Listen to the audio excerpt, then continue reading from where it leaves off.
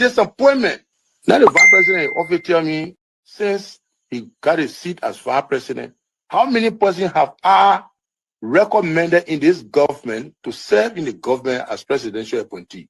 Zero. Every appointment in Nimba County was done by him. He and I would discuss something as a brother. To implement it, you will bypass me and do different things. I don't talk on it. Now you need to see us. The thing we saw, it frustrate us. So why can't you lie? Why can't you steal? Why can't you allow the citizens to be? You see, we just tell you. That's why we vote tell you. But you fool us. You screw us, you use us and later on abuse us. So why? The government should lie. Why? But that's the question that we ask. The good person in our whole United Party, that President Bouaka. You want to say that again? The only person that appreciate good among all the United Party for that President Bouaka. The rest are ungrateful. The right, they use you and dumb you. But President Bouaka, if all of them were thinking the President Bouaka and behaving the President Bouaka, United Party will have another chance in 2029. Just for now, they do not regard people that help them. Three of our soldiers were executed on this party ground. 2 at the back and 1 right at the headquarters. The man who shot and killed our people today is a darling boy in the Liberian National Police. They brought him back to shoot more guns. Get ready to shoot. Because we challenge the status quo appropriately. Inform them in the violence or still any student because of their action. It will be the day the entire Bouaka administration will cut down. We will massively violate the students in this country and we'll shut down the Bouaka administration. They dare that happen. We have the capability to do so. And if they think this renovation project is a joke, let them try it. The fall of the Bouaka administration begin with this. If they think they will tumble on any student in this country or at the university like Boy and Walker with impunity, while our children saving opponents and logic in the Western world, while we are subjected to actual power and bad learning conditions here, and the thing will say. In the first 100 days, no car will get stuck on the major road in this country. And I mean it. You say it out loud?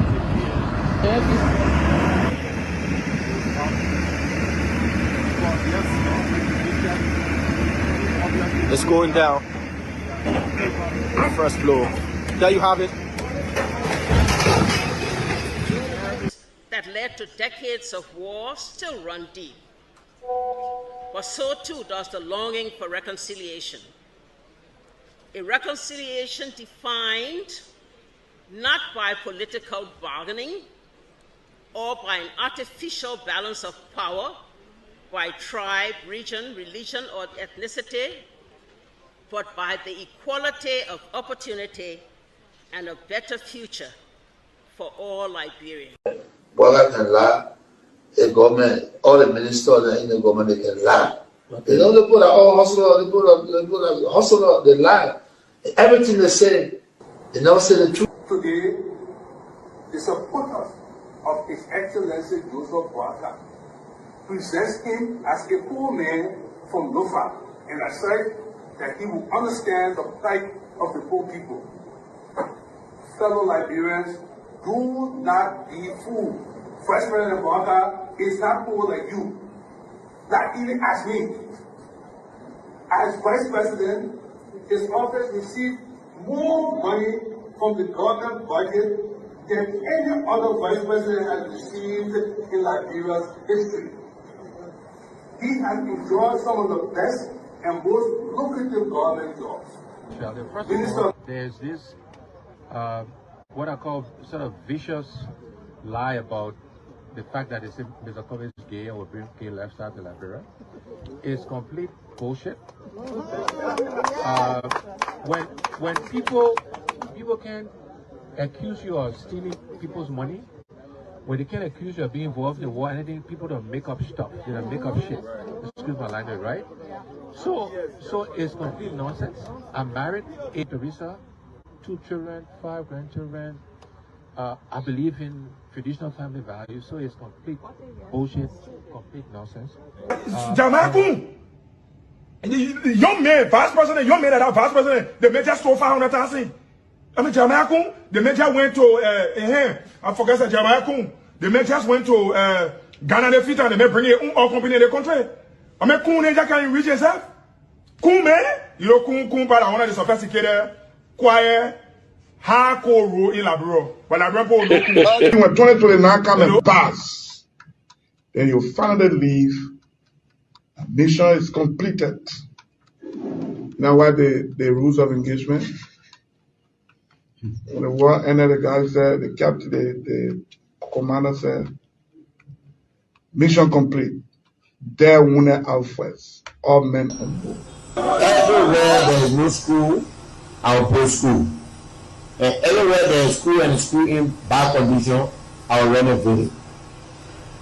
I told them, towns and villages, everywhere you will have lights in a town for children to play and people to see. I told them every town will have safe drinking water. If Charles Taylor is the problem, he will be out of here in the twinkle of an eye. And I say, let well-meaning Liberians come home. If we respect this constitution, a government formed in Accra is a violation of Article 1 of the Constitution. Let them come home. Let that government be formed in Monrovia. The government that capital Rosemont, B Road, all kinds of the place. I think the reason Joseph Boakai will not do much because the old man, the Papa is suffering. The Papa loves the country, but he can't make it. The criminal there around him, they sophisticated than him. They are sophisticated criminals. So they can't make it. Your league Costa, God know how to pay people. It's just simple. Costa that accused everybody but himself. Everybody, Joe, we join, we accuse Joe, he killed Joseph Boakai. Boakai still living. Joe, no, you leave better. He made me senator. He almost made Joseph Boakai president until he screwed up. We gave God his glory. Yeah. Well, Boakai, when he screwed himself, we don't want to make sure we fought for him to be reconciled with the president. And then the people who fought for him. Look, Yoli Costa, you come. And Costa was in a podcast, he said, they don't been calling me. Okay. The time you were calling me for me to carry the Boakai, did I put it on radio? That immaturity to do what you're talking about. And I guarantee you, when we finish, there will not be a winner or the loser. Today, we all wear the jersey of Liberia. And the victory belongs to the people, to the peace, and to our democracy. As we begin to build upon the foundation of this new Liberia, I, George Foke-Klon Jirale Gbapugbe Tape Malewia, the new president, will first give thanks and praises to the Almighty God for the blessing He has bestowed upon our country.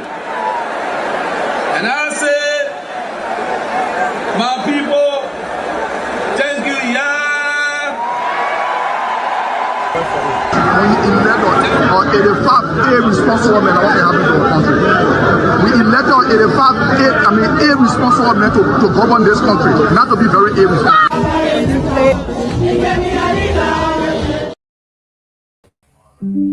Hello, ladies and gentlemen. Welcome to our Monday edition of the closing argument. We are glad to be back to see a new week. And I am Jerome Gaiman. I am your host as usual.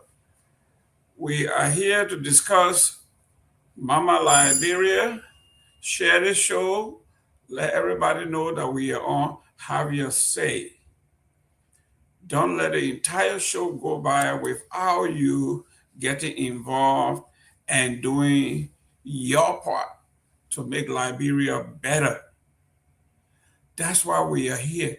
You have to make Liberia better, not by shutting down, but by being actively involved in the discussions of current events and everything else that affects Liberia and the people. Dwight Duba Port, great gentleman, great patriot, great professional gentleman, health practitioner, cares for Liberia, advocate for Liberia everywhere. Thank you very much, sir, for your support. Thank you very much for your work. Thank you very much for being kind to our Liberian people, giving those voiceless people voice in the healthcare industry. Thank you for your work. Before we get into politics and current event, I want to send my apology and condolences to all the Messi supporters and fans out there. My brother in Buchanan, Grand Bassa County, is a die-hard Barcelonian fan and a worshiper of Messi. I told all my nephews and nieces that yesterday and today, nobody should go to his house because he would be in a bad mood.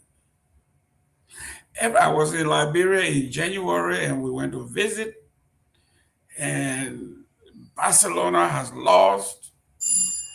And he was so upset. He told all the young men who support Real Madrid to get out.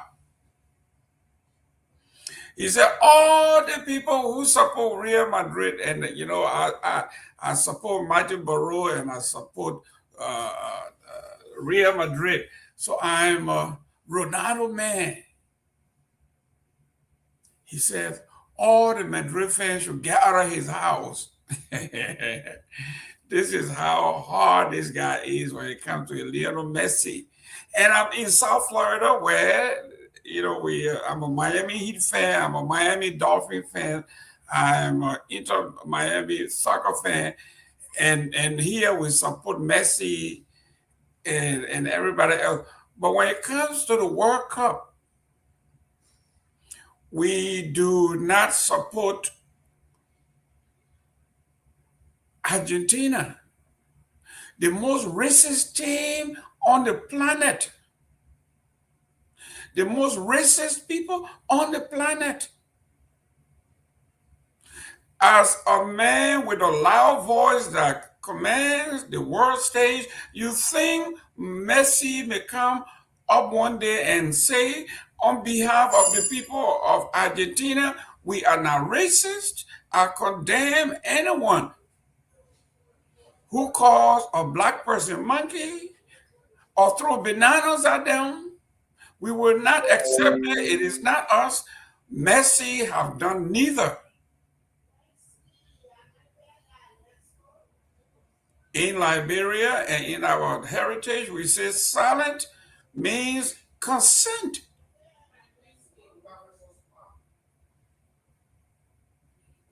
Former President Weah is on the international stage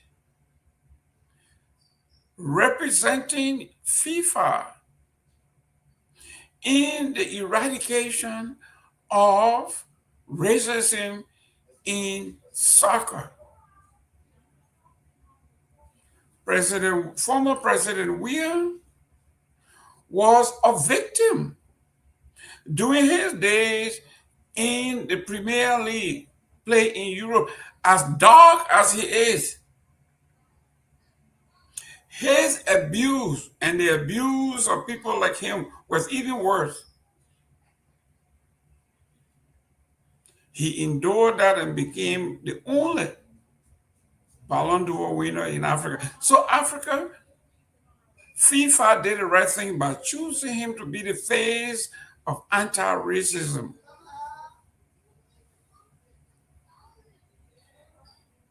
But making President Weah, or former President Weah, the face of anti-racism in FIFA is not enough. The way to stop racism is to fund soccer academies in Africa to have our young men and women perform at the optimum. When African teams begin to win and challenge for the World Cup, then we can now make demand as to what it is that we want, what we need, and when we want it, and how we want it.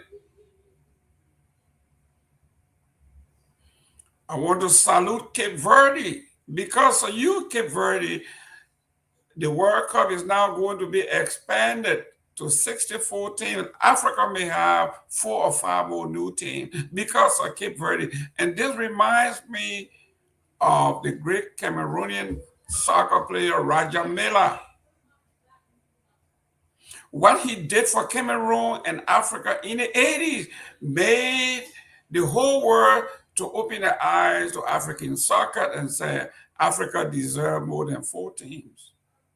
In this World Cup, we showcased 10 African teams.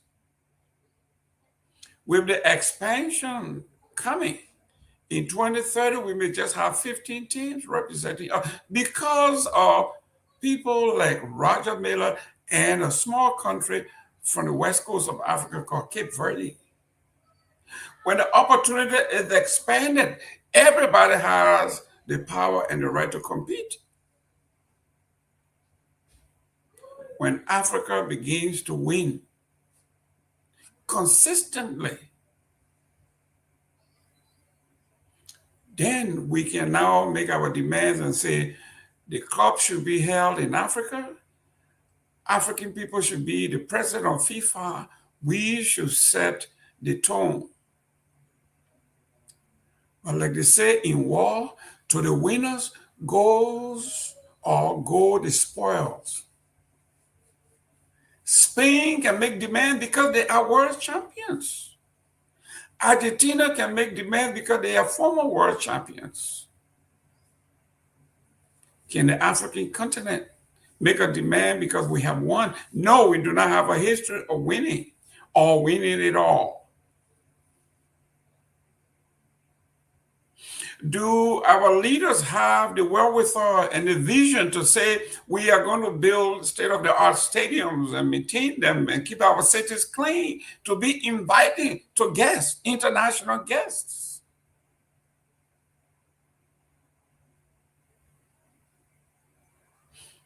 Down here in Miami, where we are, the economic boom from the World Cup is unimaginable. Hotels, the increase at the hotel room was 200%. So if you were coming to a little motel that you used to pay $200, watch out, you are going to be paying close to $300, $400, $500, $600 a night. Restaurants, bars, the beaches, you name it, money flowing everywhere. And those that were fortunate to go to one of the best stadiums of all, the Hard Rock in Miami, if you saw the technology, the quality in that stadium, the government invested over $1 billion in putting that stadium together. And in one World Cup, they got their money back and more. Tourism, the attractiveness of the city, the people, the gateway to South and Central America and the Caribbean, home of Messi.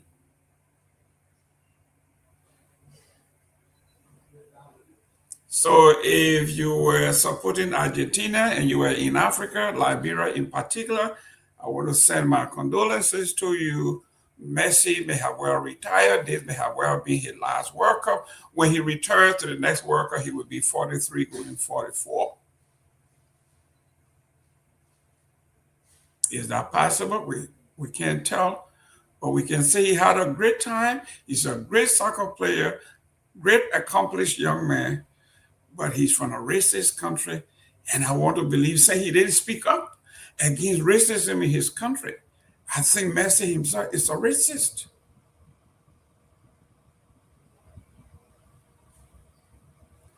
That's my talking point. Let me welcome the gentleman from Monrovia, Liberia, Mayan D. Tobin, our studio producer.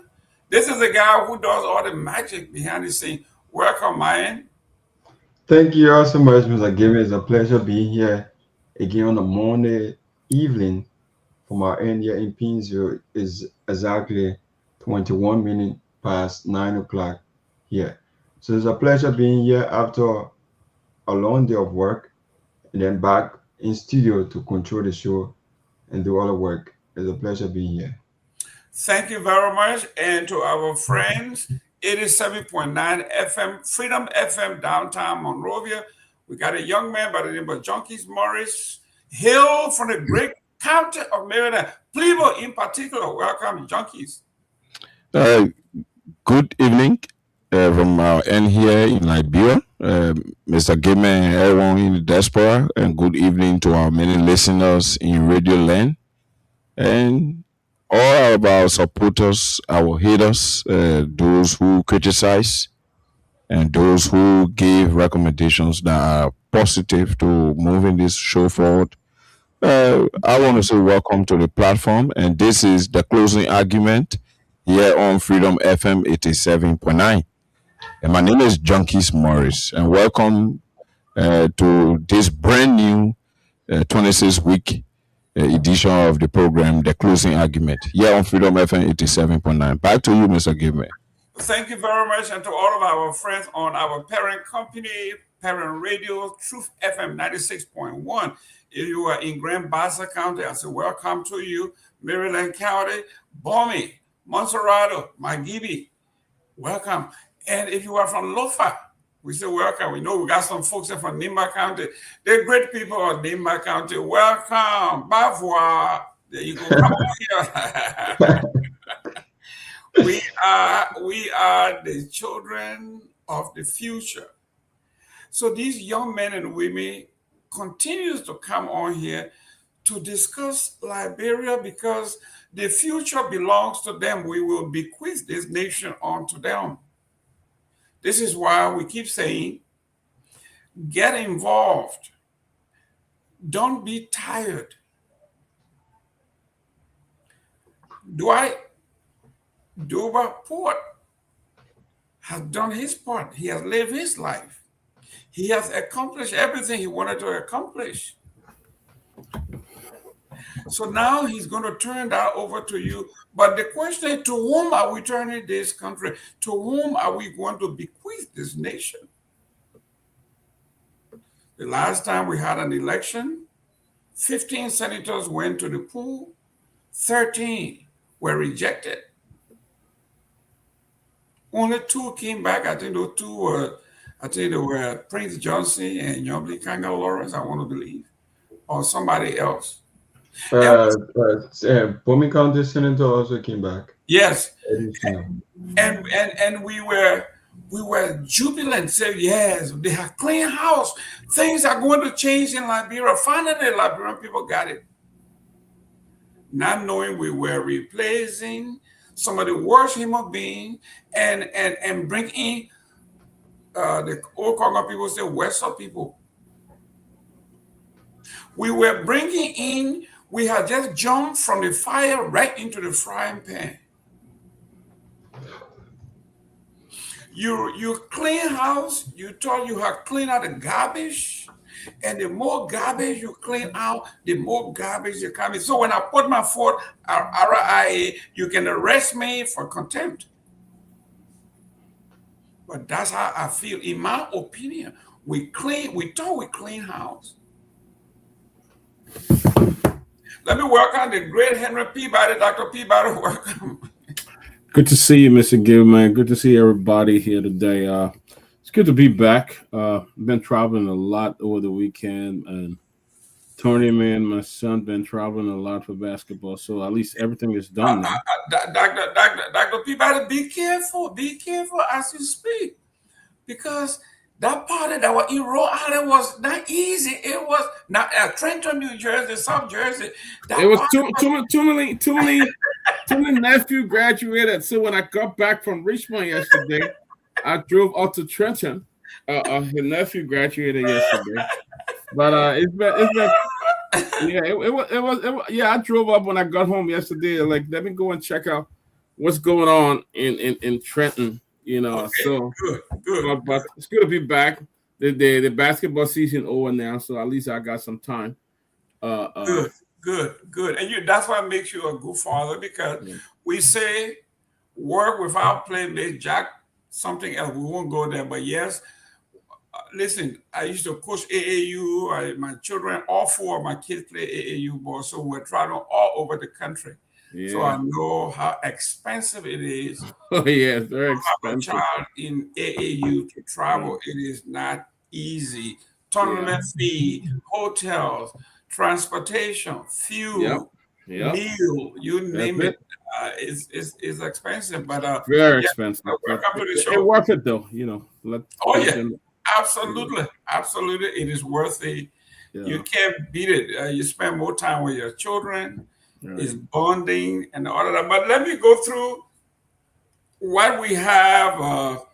We're going to be talking about today, and these are great topics. If we go through all of them, fine. If not, as we'll say, former Finance Minister of Development Planning Samuel D. Toya have accused VP Coon of ordering the judge to overturn the acquittal vows to reject a political trial.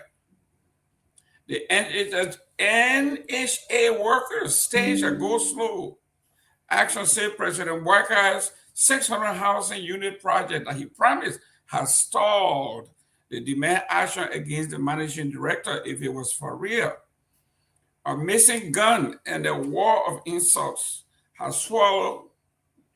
The only question that actually matters, who owns the $19 million cocaine?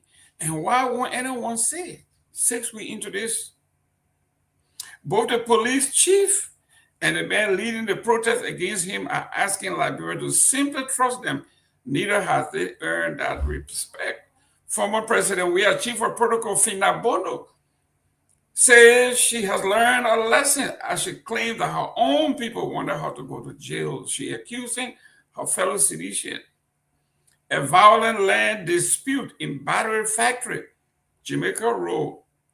Communities have reunited call for comprehensive land reform.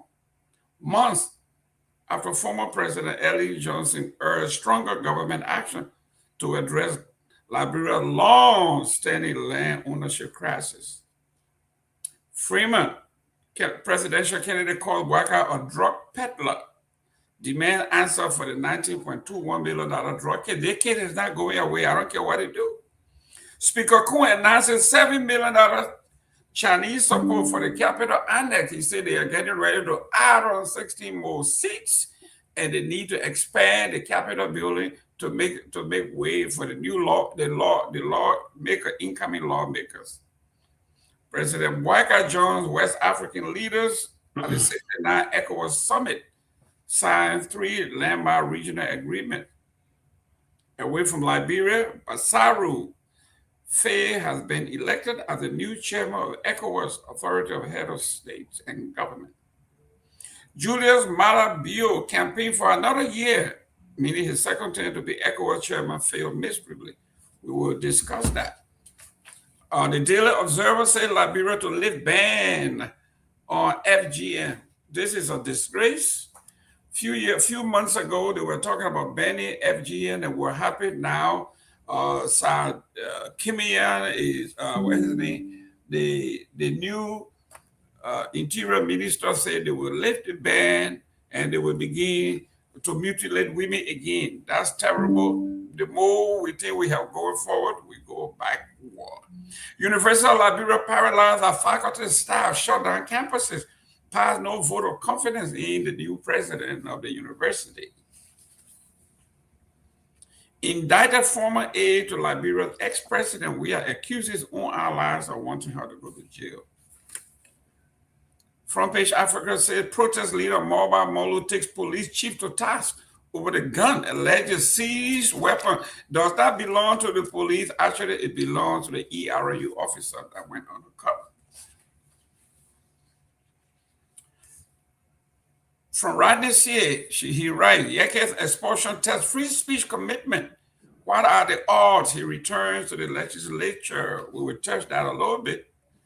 Germany, BMZ, and the weather now donates vehicle, 4 motorcycles to CHAP to strengthen climate resilient rice production. Tue accuses VP Coon of pressuring George to reverse acquittal ahead of the key. And then again, Rodney C.A., Liberia's $19 million cocaine case become a test for Bwaka's legacy.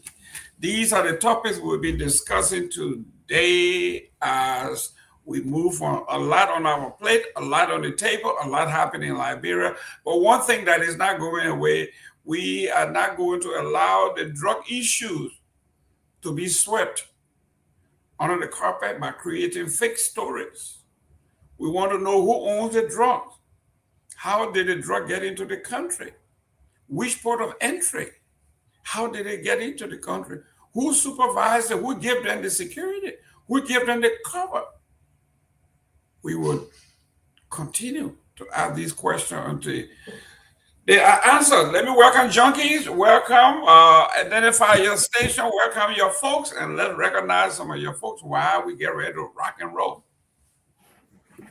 Yes, and so this is Freedom FM broadcasting on the frequency 87.9, and keep following for our many listeners out there in Radio Land, those following us via our live stream, Facebook, our YouTube channel, and whatever means you are using to follow us. This is the closing argument on Freedom FM 87.9. I'm Junkies Morris. Here anchoring Honorable Jerome Gateman is on tonight. Honorable Dr. Henry P. Bada is on as one of our panelists, and our producer here from True FM, Mandy Tomboye, is also on, and hope to have other panelists joining us tonight on the show. Basically, Mr. Gateman has recognized a few individuals that are following here live. There is this issue that I did not see on our menu that I want to inject. The issue of Liberians that were repatriated back to Liberia voluntarily. They were being, how they're being treated and what's going on there. There are some detailed SSs I'm getting from there, so I think it will be also prudent we chip on that, so that Liberians have an understanding as to what's going on with them, because since their arrival, it was just happiness, and the strenuous time is not known to the public. So I think we will also need to expound that for Liberians to know the fellow Liberians that voluntarily came back to the country are being taken care of, particularly by the LRRC, the Liberia Refugee Repatriation and Resettlement Commission. Yeah, so quickly, I recognize our follower here via our live stream. Prince Mesa is following. Prince Mesa is here following. Dwight Dubai Port is following. Harrington Toad Jr. is following. And all of you following via the radio. Session Harris, all of you, welcome to the show. This is the closing argument here on Freedom FM 87.9. Junkies Morris, and back to you, Honorable Gateman, for control. Thank you very much, guys. We may have gone to press. A lot of things may have happened behind the scene. Let us know what's happening. Send your comment. Put it in the comment section. We will look at it. When it's breaking news, we will go to it. What we will not go to will be lies and personal attacks. But if the source is real, if anything happened in your neck of the woods, let us know where you're tuning in from so we can send a shout out to your community. If you are from Grand Bassa County, let us know where you are tuning in from. If you are from Nimba, let us know where in Nimba. so we can send a shout out to our friends. You see, Mr. Toll Jr. said he's in Upper Caldwell. So all of our friends in Upper Caldwell, you got a rep over here, and we will say shout out to Upper Caldwell. Dr. Peabody, we have here, first thing on here is the former Finance Minister and Development Planning, Samuel D. Twist Jr. has accused the Vice President, Jeremiah Kwan, of directing Criminal Code C, George Osmani Fakai, to overturn the jury's verdict acquitting him in the high-profile economic sabotage case, escalating political tension ahead of the court's expected ruling. Wow. In the Lancet statement posted on his Facebook page on Monday, which is today, Twist alleged that Vice President Kwan instructed the judge to set aside the jury's not guilty verdict on what he described as bogus and spurious allegations of jury misconduct, despite claiming that the judge had found no evidence linking him or his lawyer to any wrongdoing. Dr. Peabody, this other case is just like the drug case; it's not going away. Nope. The vice president again, vice president in another saga. Look, to give it in the first place, the Judge Fakai should have not agreed to take up a case like that. You know, I think that's an abuse of the justice system. You know, if this man was found not guilty, and then people come back and say, "Oh no, the man tempered the jury, 1 or 2 persons," but you have, I think, 7 others who have voted to acquit this man. What are you guys so mad that you're going to abuse the law? Are you hate Samuel Twist so much until you're going to abuse the law and make sure that he go to jail anyhow, even though he's not guilty, according to the jury? When you got the judge sat there and read in court, they asked each member of the jury panel, "Did you agree with the decision?" They say yes. The judge asked everybody, "Did anybody coerce you or do something to?" No, it was a unanimous decision. And then you come back and say the judge dismissed the case. Samuel Twist was a free man to get a court order and leave. And then these nincompoops come back and said that the man kind of temper with the jury and stuff like that. So y'all want to have a whole new case. Right in the news today that some members, official government, the both sides, some say, "Hey, don't do this. It's very bad for the Liberian justice system." The others are saying, "No, let's do it." It's like they're coming out with their own emotion. We got to jail him by force. So what are you going to waste all government resources?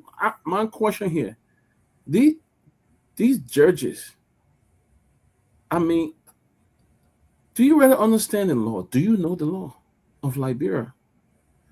Even if it's not the law of Liberia, universally, you should know that when a jury acquits somebody in the court, a competent jurisdiction, then I'm not a lawyer, but that's the end of the case. We see it all here in the U.S. Once those folks are not acquitted, the case is over. Except it was a hung jury and stuff like that, then you can say, you know what? Well, the jury don't make a decision, then you can go back and say, "Hey, we'll retry this case." But in the case of Samuel Twist, I think, look, man, I don't know, but I think, like I said, Vice President Kwan needs to chill. He's involved into a lot of things, and he could get into trouble himself. He's involved into a lot of things, and I don't think Samuel Twist will just come up and make up a lie on the vice president. They were very, very good friends. They were very cool. Okay, so what would Samuel Twist get from lying on the vice president? I don't know what's the truth here. I can't make a decision. I can't say it's true or it's not true. But my point is, why would Samuel Twist want to lie on the vice president? Why would he want to say that?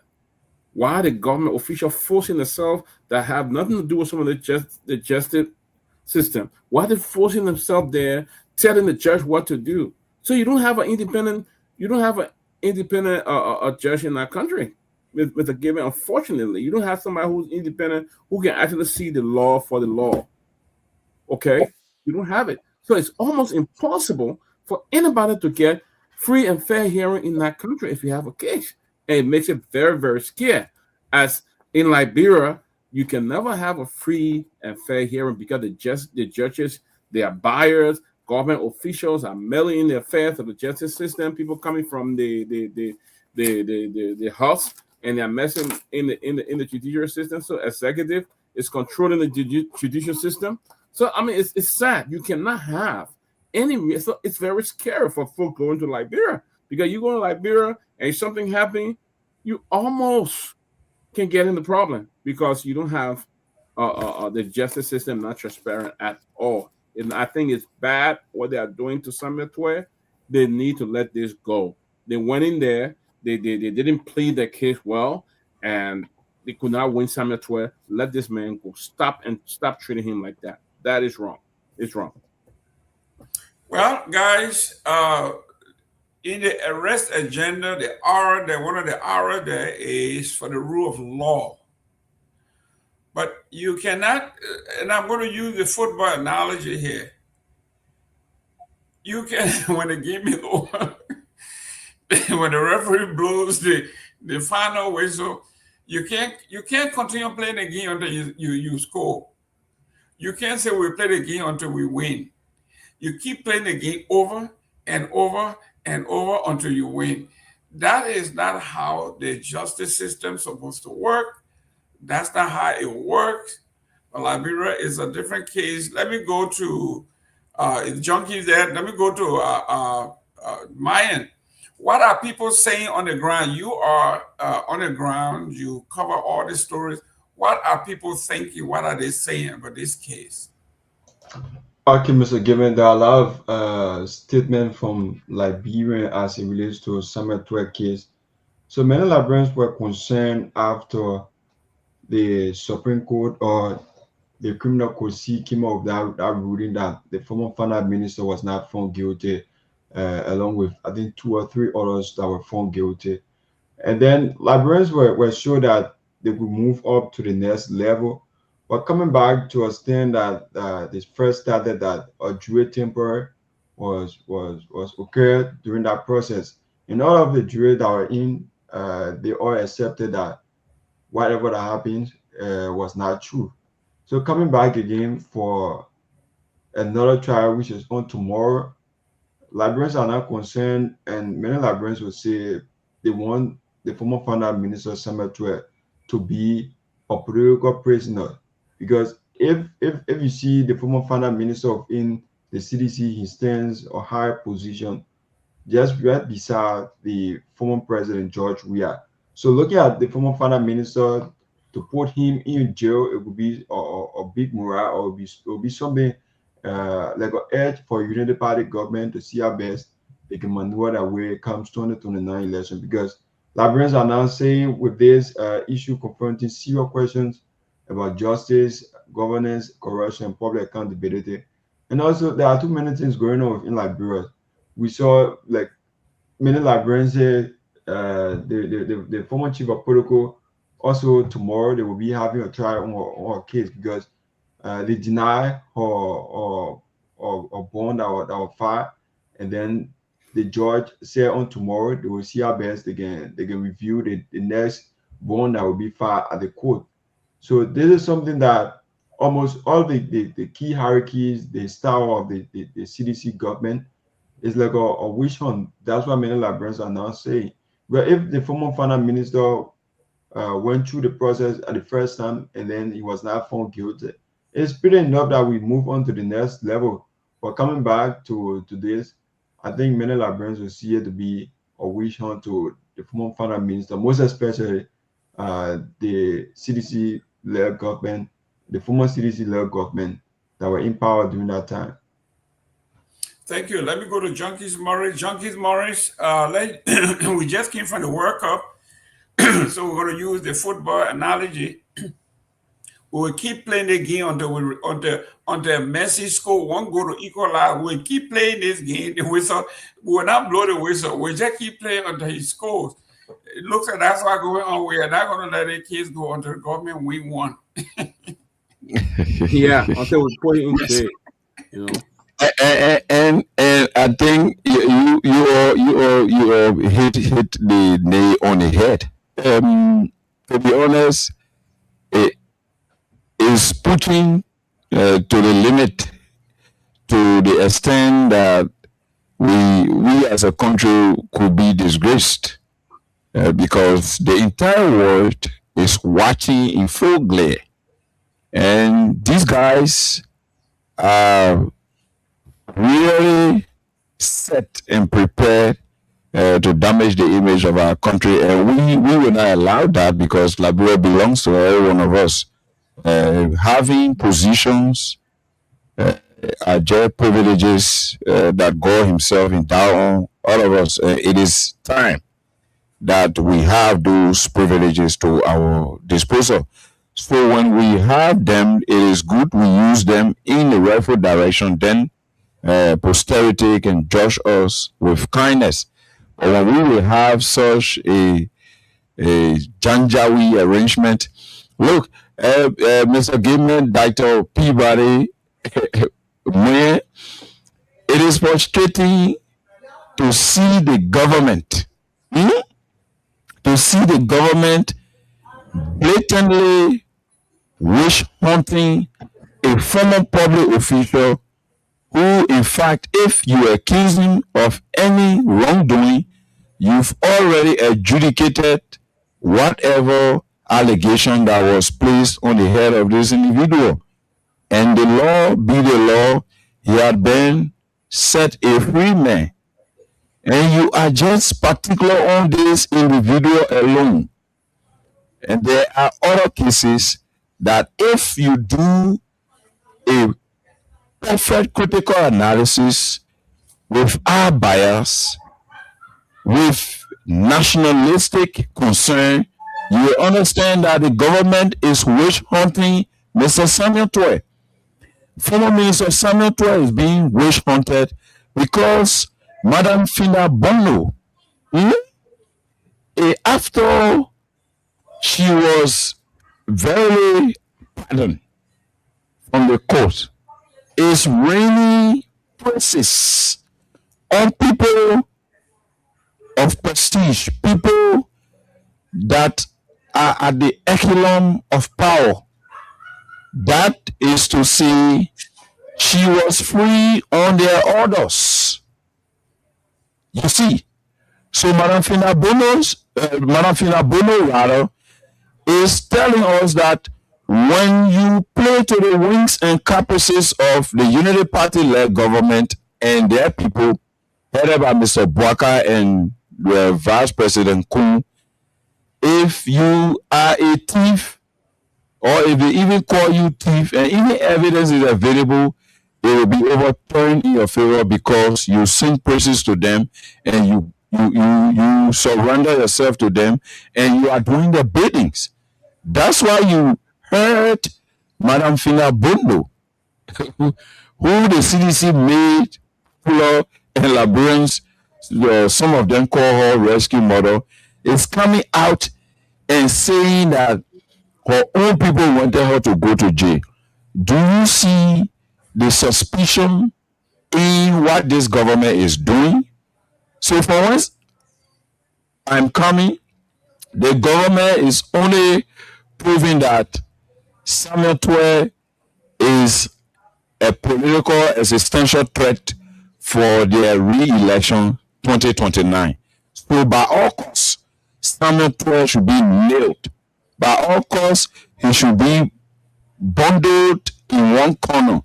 By all costs, Samuel Tway should be attired in that soft beach paraphernalia so that it will be recorded in history that Bwaka administration sent former Minister Samuel Tway to jail since they perceive him to be the forerunner of the CDC intellectual or arm.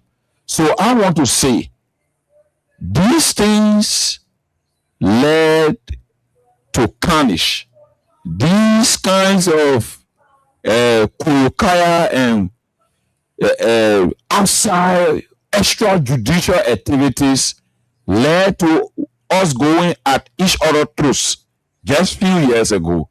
These same things led to our country still debating water and electricity. When you just cross the Ivorian border, you do not discuss water and electricity.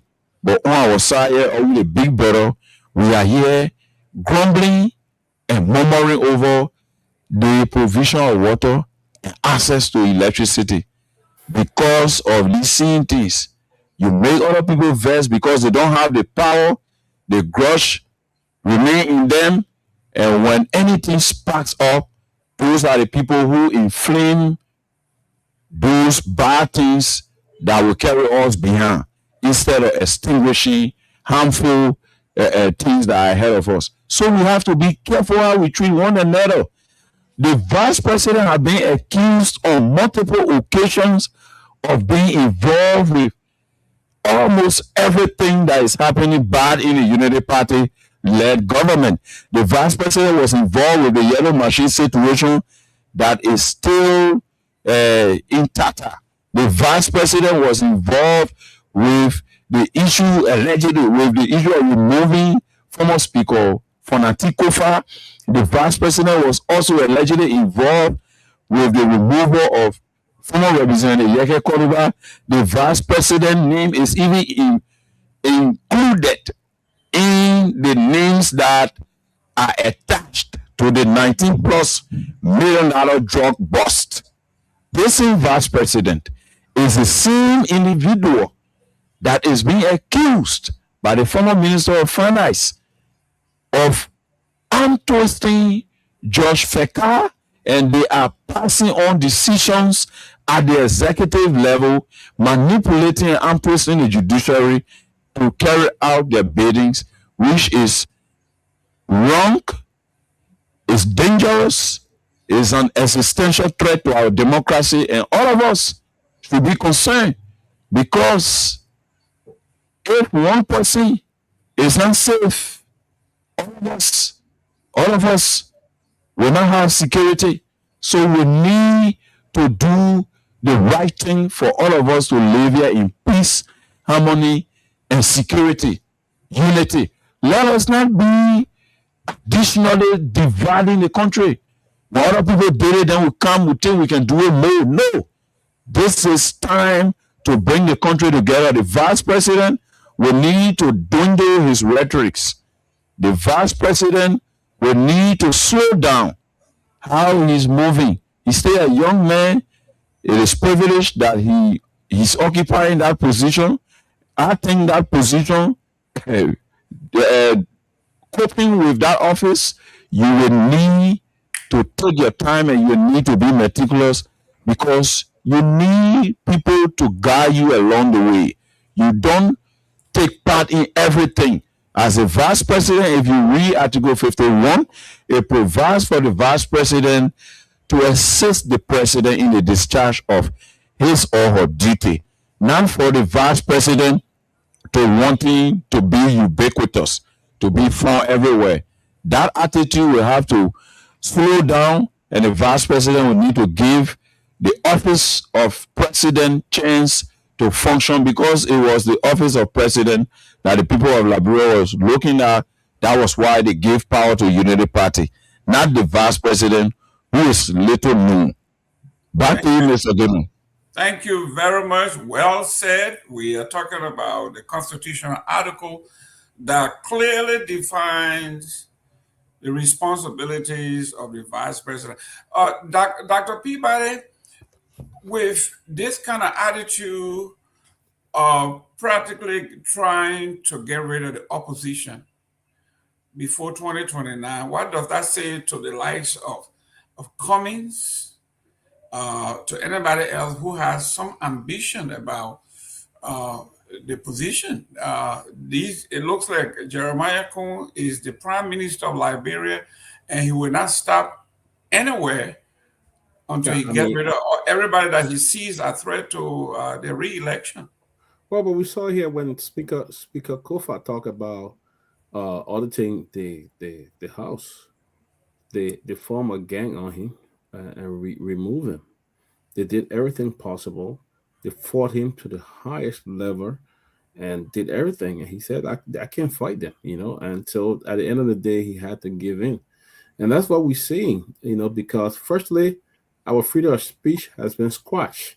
You can no more have a freedom of speech in that country. We saw Yeke, how they removed Yeke, even though I don't agree with everything he does, but the manner in which he was removed was totally unconstitutional, because even the Supreme Court even tried to put a hold on that gathering for that vote, and it still disobeyed the Supreme Court. It went ahead and did it, and Yeke had to petition the full bench. So we have a group of ruthless people. They don't care about the law of the country. And now you the vice president, you want to lead that country. You want to be president of Liberia. Is that how you're going to start? Is that how you're going to leave? Do you think Liberia people are going to gain confidence in you like that to say they're going to vote for you if you're into everything? I mean, Junkie's note here. Everything the vice president, the vice president, even the very women pay talk about the vice president behind his remover. So and everybody been saying it. And as I said, Vice President Cool need to chill. I mean, you can't be all over the place. Your name can be in everything. People will see you as the bad person. They will see you as the person involved. I mean, we know you want to be president. You're a heartbeat away from the president or presidency. But is that how you're going to gain the trust of Liberian people to vote for you? Is that how you're going to gain the presidency when you put your hand in everything? Everything, the vice president, everywhere here, Jeremiah Kuhn. The old man don't have the energy to do much. So it's like Jeremiah Kuhn is slowly practicing to be the next president of Liberia. And because Omen Boga don't have the energy. I saw him in Freetown trying to even cut the ribbon. He couldn't even stand up straight to cut the ribbon in that place in Freetown. So I don't know what's going on. The old man is old. Realistically, he's old. And the vice president said, you know what, I'm going to take the lead. It's like he just have given Jeremiah Kuhn. I don't know whether they have any debriefing or they have conversation, but this is just too much. Everything. And I mean, again, why would Samuel 12 want to make a lie on him? Why would Samuel 12 want to do that?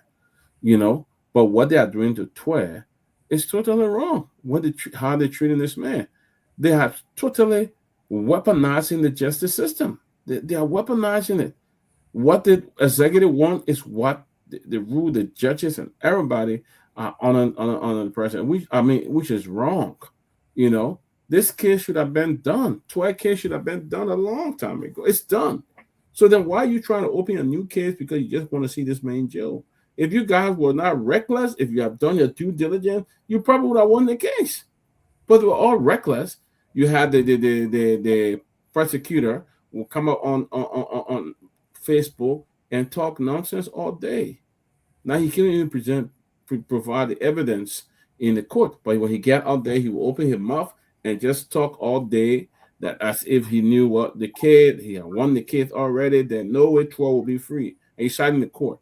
After a disgraceful loss, then you want to come back and try to drag this man into court. I think it's bad for the country. It's bad. The vice president, again, my friend, Jeremiah Kuhn, I think you need to chill, Mr. Vice President. You really need to chill.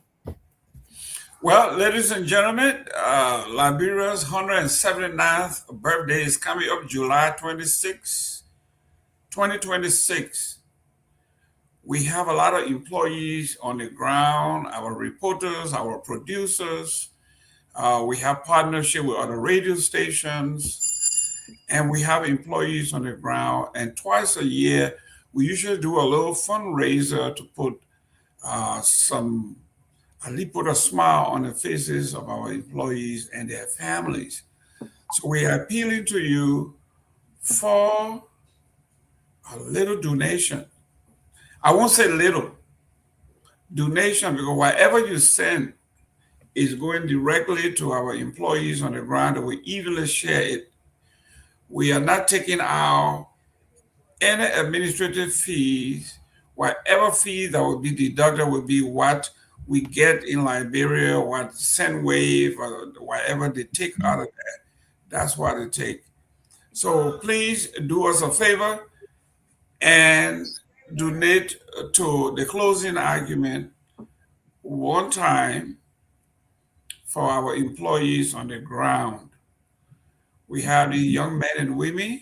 Yes, somebody texted me and wanted to know if we have women in our employ. Yes, we do have women. We want more, but yes, we have one that I know of that I met, interviewed. She's in our employ. So yes, we are trying all we can to make sure. And if you are familiar with some qualified women who are into journalism or love to be into journalism, they can approach us. We got more room for women. We have to treat them equally as we treat our male partners. So please do us a favor and do some contribution. When the number comes across, I'm going to read it to you. It says, Happy 179th Independence Day, Liberia. As Liberians celebrate our nation's independence.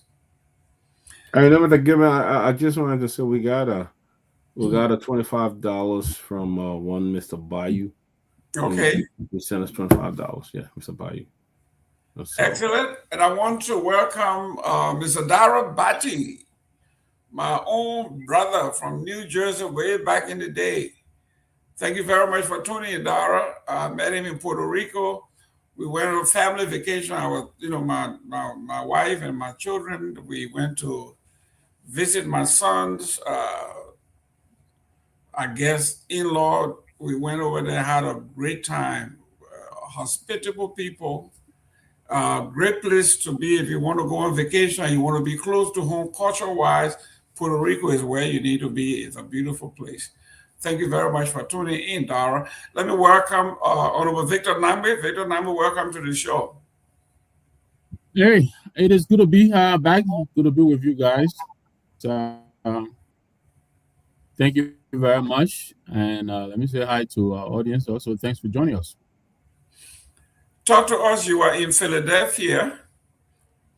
You're in the Philadelphia market. You are in Atlantic City, New Jersey. So you see, the reason I don't like people from Atlantic City, they can claim to be New Jerseyans, they can claim to be from the city of brotherly love, they can claim the whole tri-state area.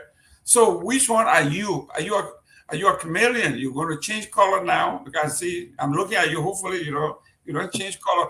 Who are you? Tell us. You from the Garden State, or you from the Keystone State? Well, I benefit from both worlds. I'm a Philadelphian, and of course, I am on the resort, the Atlantic City. This is Vegas on steroid, they say. Mm-hmm. But the market and we had lots of the games happening here. The last game happened in Jersey North. Closer to New York, actually, than to Philadelphia. East Rutherford. The biggest one. The biggest one, yeah. East Rutherford. MetLife is the home of the Giants, even though they are a New York team. Mm-hmm. But they came out at the MetLife Stadium. And so the Philadelphia market this morning, on air here, they're talking pretty much close to 500,000 people. May have come in here from June 11th to July 19th to watch the game. So they're still tallying, the impact, but they believe the impact on the market here was good. We had a fan bill that was built specifically to host, the fans. So a lot of good time was had, and then up north, like we said, the final, the biggest sporting event in the whole world happened in Jersey, here in North Jersey, East Rutherford. So I think Jersey, Philadelphia, New York, probably even Connecticut, probably Maryland, Virginia. I think I think the impact may reverberate pretty much, far and wide. So pretty soon we'll find out. But congratulations to Spain. They won it. I was rooting for Spain only because I put on my page that of all the 48 teams that played in the World Cup, only Argentina did not feature a black player of all the 48 teams. I mean, how racist can you be? So I didn't want them to take it, and I'm happy they didn't. Congratulations to one of the youngest players in the league, Lamine Yamal. Very young. I think he's going to enjoy this game. So it was pretty exciting watching. But I'm happy to be back with you guys, and we're back home, back to base. Thank you, guys. We are going to be talking soccer a little bit more because the numbers are coming out in Miami. The month of Miami, hotels, restaurants, whatever it is, was locked down. I was hearing the FBI may want to even investigate because of the gouging that were going on. Hotels were at 200-300%. That's price gouging. When people are looking for a place to sleep because they're coming to the World Cup, or a little motel that used to cost $100, people are paying $300-400, and people didn't mind. I mean, good luck with them. Good luck to them with that. I mean, I did right in front of our noses here. The transit authority here, from Philadelphia to New York. I think not Philadelphia. I forget where, but this thing that cost around $12.99 was being charged $150. Right on the transport. So on the market, I mean, starting even with FIFA themselves, I mean, the prices of these tickets, I mean, they were out of this world. They were price gouging. Exactly. So only that guys like Dr. Peabody could go and watch a live game. You and I would go. It was really hard to depart it. Oh yeah. But we just go ahead and justify. Lifetime experience. It was tight. It was expensive. Still paying that credit card bill back. but let's talk about the game. Listen, I have never seen a game where the shot were 20 shots to 0. How is that possible? I tell you this, and maybe when Siafa and Robert, Tomlin, and they know the soccer more than some of us. They will probably explain. I think Argentina came on the field they were doing a lot on the field, except taking shots at the goal. They were very aggressive to the Spanish players and very aggressive to even the Marshall officials. They just came to intimidate, I mean, imagine, I think they got 3 or 4 yellow cards and 1 red card. So they were too preoccupied with all the antics, the flopping. I mean, you saw the falling down here and there, all kinds of stuff. So, I mean, I was watching the start and I was saying, what?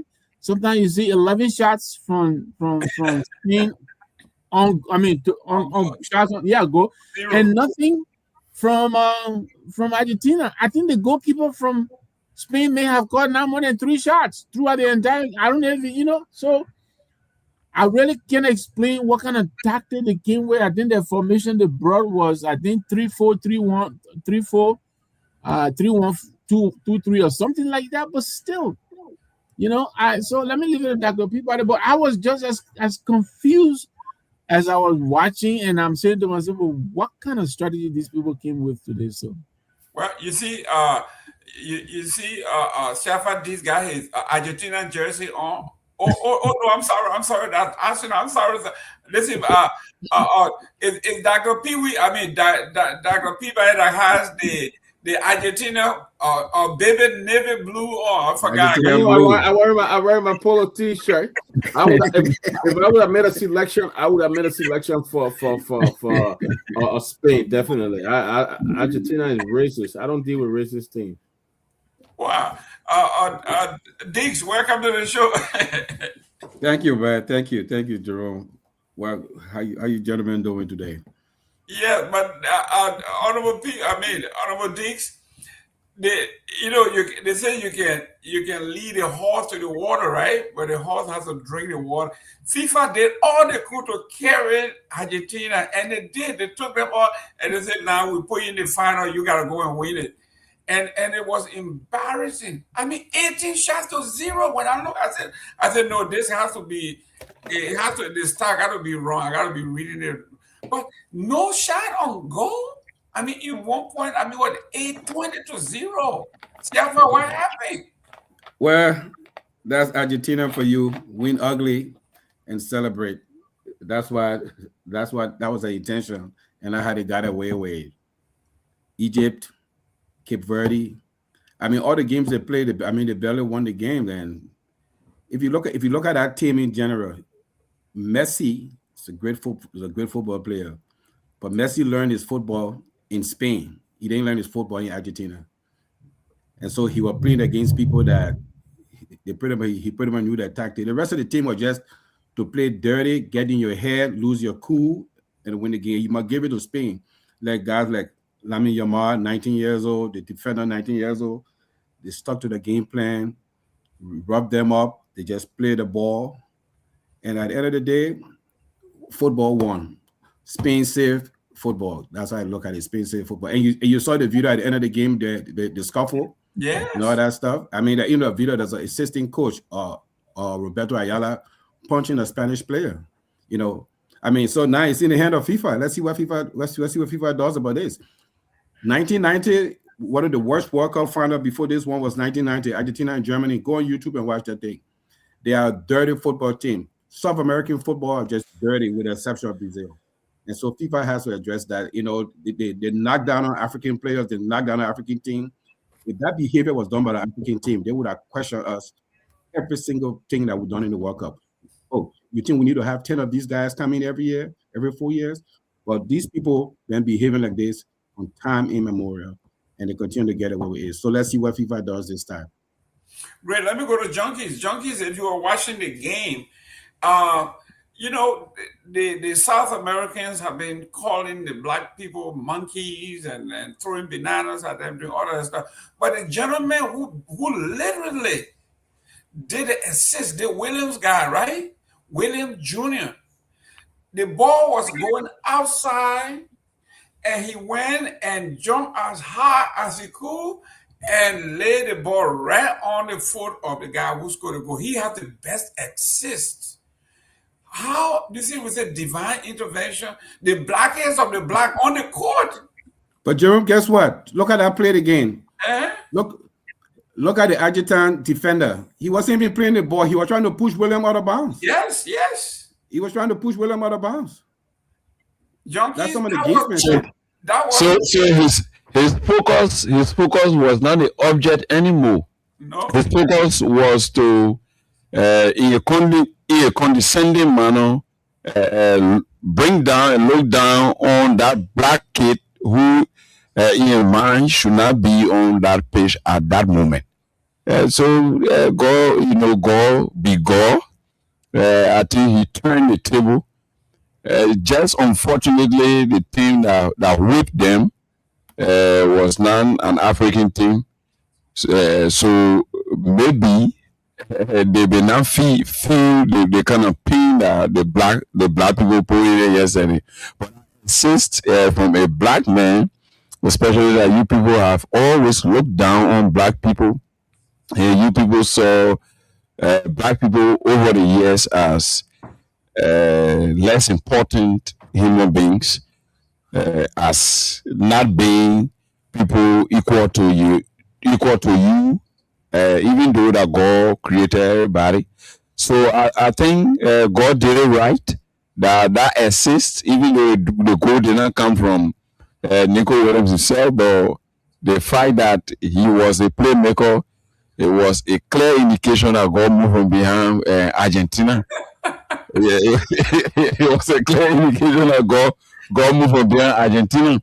Seriously, and it's frustrating that a nation like Argentina, former colonies, that were colonized by smaller countries, will be so uproar in their engagement with blacks. I think we all bear the blunt of colonialism, so we all needed to put our eyes together and work in line to build what have been left behind for hundreds of years. But to see them taking the same pattern of those who were the oppressors, they now that were being oppressed are trying to metamorphose into oppressors is wrong, and I think it's now a good thing for us to move for as people living on this earth.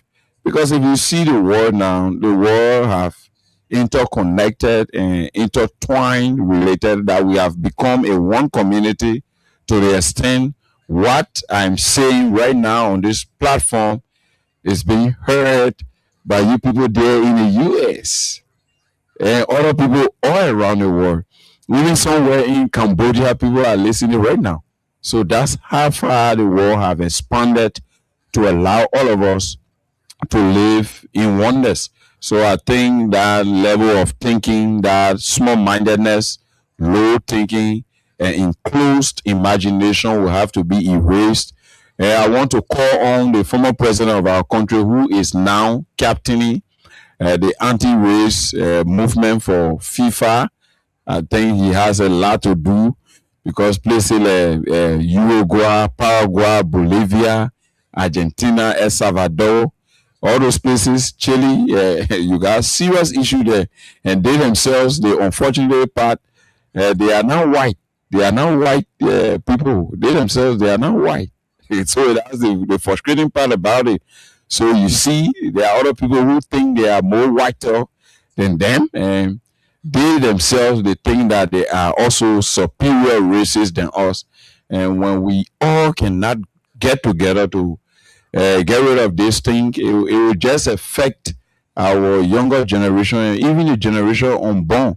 When we all can come together to fight, this only Armageddon that we allow everyone to live in peace and with a civilized environment. So I'm calling on the Argentines and particularly the South Americans, the people who used to do that racist thing, those fascist, Nazis people, they have changed.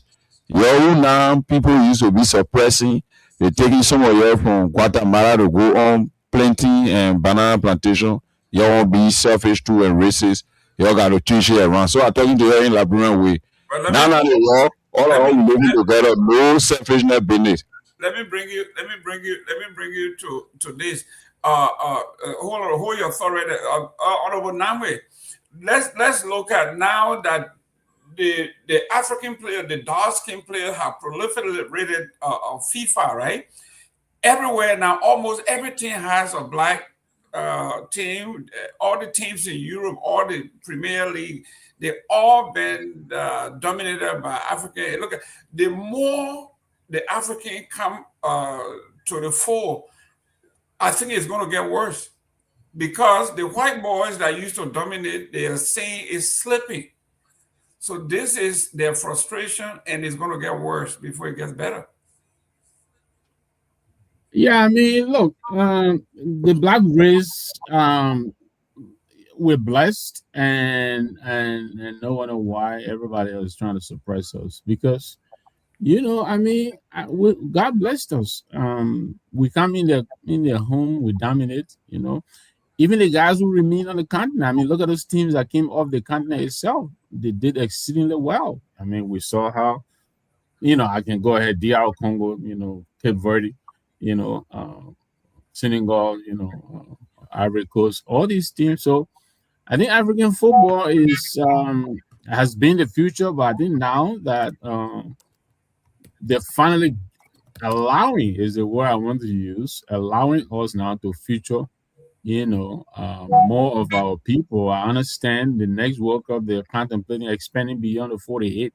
So I think the more African teams they bring into the competition, we're going to change the face of the competition. Our teams, we just have to learn how to win and sustain, you know. But if you look at these teams, almost all the teams that did well, except for Argentina, they have, the black players were almost the face of those teams. England, France, all these teams, you bring. Even Japan. Japan had a black goalkeeper. Exactly, So you bring even Lukaku or whatever, all of these people, they are of African descent. So I think the future of soccer, to me, I think it points towards Africa, in my opinion. Well, Dr. Peabody, Dwight just put up some numbers that FIFA had announced that they have made $15 billion with that, and the numbers have not even come in. But $15 billion in little over 6 weeks. And you want to tell me, where else can you do this if the black people weren't there? Yep. And the thing is, that's why they made the ticket excruciating high, so high, so that they can make extra money. They made money overnight. In a lot of countries, some countries the ticket was very cheap, like Mexico and other places. You could get a ticket for $400 and sit in a very good spot on the field. But the thing is, FIFA is a money-making entity. That's what they are there for. They have made the money. The president was staying at Donald Trump Tower. He had offices and all rented there. He had a plane that fly him from one part to another for the game. I think he flew like 2 times a day to different parts to watch the game and all of that. I mean, FIFA is making the money, so why not spend it? But I think the thing is the game brought a lot of people together. One of the things I saw when I watched the Ghana game, I saw Croatian. They will come, they will sit with you, y'all will hug each other, y'all will talk, y'all will joke, and laugh and stuff like that. It brought that unity that we will not see anywhere around the world, that will not see easily from other countries and stuff like that. I mean, everybody was just in the mood supporting their country. You didn't see any real division. People were just going by the time, and they were just embracing and having fun and having drink. I remember one of the guys from Croatia, when I told him, I said, we're going to beat you 2-0. And then when they scored 1 goal, the guy came and lift me up. He said, nah, it was fun. Everybody came together, but we don't see this kind of love after the World Cup. Everything goes back, and stuff like that. But FIFA made the money. They don't know why the ticket was so high. They made the money. They made it. I mean, you paying a seat that costs maybe $100. You pay almost $1,500 for it. They made the money. They made it. It's called demand and supply. That's why. Let me go to Shafa. Look, the greatest president on the planet Earth, Donald J. Trump, my president. What they used to say, I'm taking a break. I knew you were coming to take a break. Listen. One of the things that they have always taught us when you are the MC, they say there are 2 people you don't get a microphone, so lawyers and preachers. Those 2 people, when you get them 1 minute. That's an hour you just take off your show. This president of FIFA knows this. Then you go bring Donald J. Trump on stage with you. Then you tell him to leave. Then he leaving. Well, this is the second time happy. Also because this World Cup. So last year, FIFA did a dry run when they did the World Club Championship in the US, and they had Donald Trump doing the same thing too. But hey, the goal of FIFA was to have a successful tournament, and they had to play to his ego. So they did a dry one last year. I remember he was presenting the trophy to Chelsea too, and he was on the stage. Hey, if I'm gonna get this far, I might as well be in the picture. So he said it was funny yesterday. He gave the trophy. They tried to usher him out. They trying to pull him off the stage. But then guess what? A lot of the picture that FIFA posted, they kind of cropped that part, so he's not on the picture. I mean, overall, it was there was a few hiccups with the Iranian team and all that stuff, and that Somalian referee. But I mean, overall, it was a very successful World Cup. Very.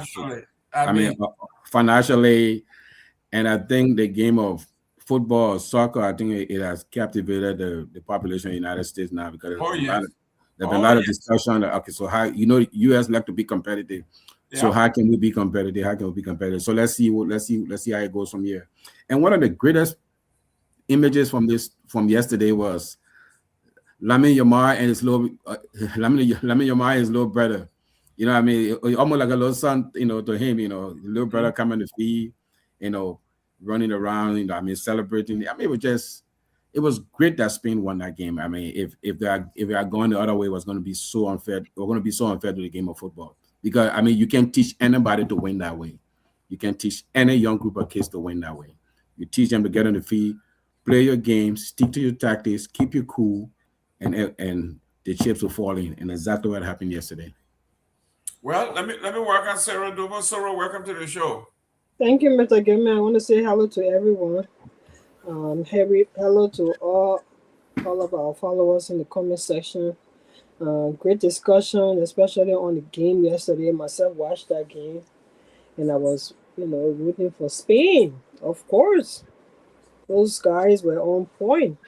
So I want to say bravo to them. And I don't know why the person was doing that, but anyway, I ate it. Oh, listen. That's the host. That's the host. Donald J. Trump, whether you like him or not, he is the president. But you notice that's what the player they want to shake his hand. That's good for you. That's what you saw. Like you want to see all kinds of stuff. You can see whatever you want to see. Donald J. Had a face swinging on the other side. I was doing my Donald J. Trump dance. The people say get on the stage. Donald say, "Are you kidding me?" That was so funny, but it was good. He was there because now he always want to be part of this kind of thing. So it was good. He was there, but. At the end of the day, I think some of the players were kind of uncomfortable, even shaking his hand. Oh man, come on! What you are a Donald Trump? That's just the truth, though. That's the truth. The greatest fan of Donald Trump. Yeah, look at the PLFA. You know what? Donald Trump was doing his thing. Tommy Joe, welcome to the show. Thank you, Mr. Gayman. Thank you. Good to be on the show. How everybody doing? I think Tommy the only man I was trying for Argentina that I know of. No, Argentina, of course, and our red card was unnecessary. It was not unnecessary. Was it? No. Was it? Did he break the law or what? Let me explain myself. Let's go to the law. Was the rule? I understand. Let somebody explain yourself. That he got a yellow card first, but what the man did, the man just put the foot there, and the player intentionally did it. He flipped. Intentional. He flipped it to make it appear like the man hiding. He flipped. What he did, fake the injury, fake that foul. And I disagree. That's how I saw it. Sure, let him tell you. Go ahead. And that was look. They did. I would agree. So Tommy, let me tell you something. So Tommy, let me tell you something. Let somebody read because he's a loser on here. Go ahead. I agree that Spain played very well. They dominated most of the game, but that game was headed for 5 penalties. And that's what you were hoping. That's what you were hoping for. Yeah, because I found out that Argentina they were down 10, and they couldn't do much. They kept playing Messi foul. They were poor guy easily. Tommy, Tommy, let me tell you something. It's a history now. History is Spain a champion. Congratulations for them. We move on. Okay, Tommy, let me tell you something. The yellow card he got, if the referee was going by the book, he would have gotten a second yellow card immediately. Yeah. Because his first yellow card was for clear dissent. And after he was given the yellow card, when he started clapping again to the referee, That was another offense. If the referee was going by the book, that would have been an immediate yellow. You are going to right away. So the referee let that one slide. So that, and when he came full speed to that guy, Martinez saying again, they would have beaten Argentina. But what was the game looking like before he got one of the best defenders? Who Martinez? Hernandez? He and the goalkeeper was defending. They were playing. Enzo. You talking about Enzo that got the red card? They couldn't even beat Cape Verde. Cape Verde couldn't even beat Cape Verde. Cape Verde the two teams I played yesterday. Then come on, man. Come on. Listen. I can judge you in 1 minute. So Tomalin, so before the red card, was the game even in play or the game was still one-sided before the red card? One-sided. It was one-sided.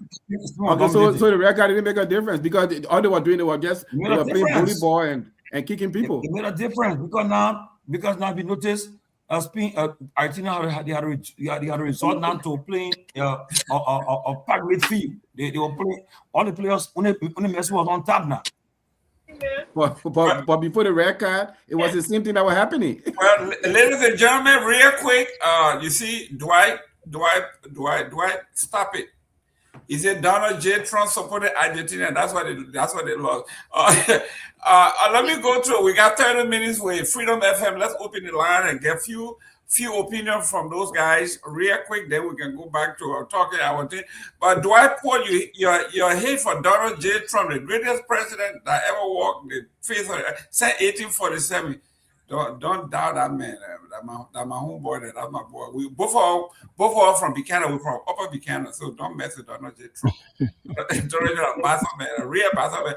Let's open the line, guys, and hear from our folks. You see, Sarah Dopo, she's a nurse. All that overtime she's making, Donald Trump said no tax on overtime. Still, she don't like the man. What kind of people are these people? Go ahead, Junkie. Jerome, before he take the call, let me ask Tomalin. In the first half of the game, McAllister came sliding with his 2 feet. Yeah, raised on that guy, and he didn't even get a yellow card. You thought he should have gotten a yellow card? Dangerous play. That was defense. He played defense. He don't want to touch the guy. Okay, I see why you support the Argentina. Arrest my case. The man went for the ball. He didn't touch the man. That's right. You didn't touch the man? You want to see the video? But watch the game. Siafa, remember when me and Tomlin when we were playing, say you miss the ball, don't miss the ball. Don't miss the ball. Yeah, it's still man. Siafa, Junkie, let's go. Let's hear from your folks. You got about 27 minutes here before you leave. We want to give the people a chance to have a say so. Okay, fellow listeners, this is the closing argument here on Freedom FM 87.9, and we are here. Your panelists, Honorable Jerome Gateman, Honorable Dr. Aaron P. Barry. You have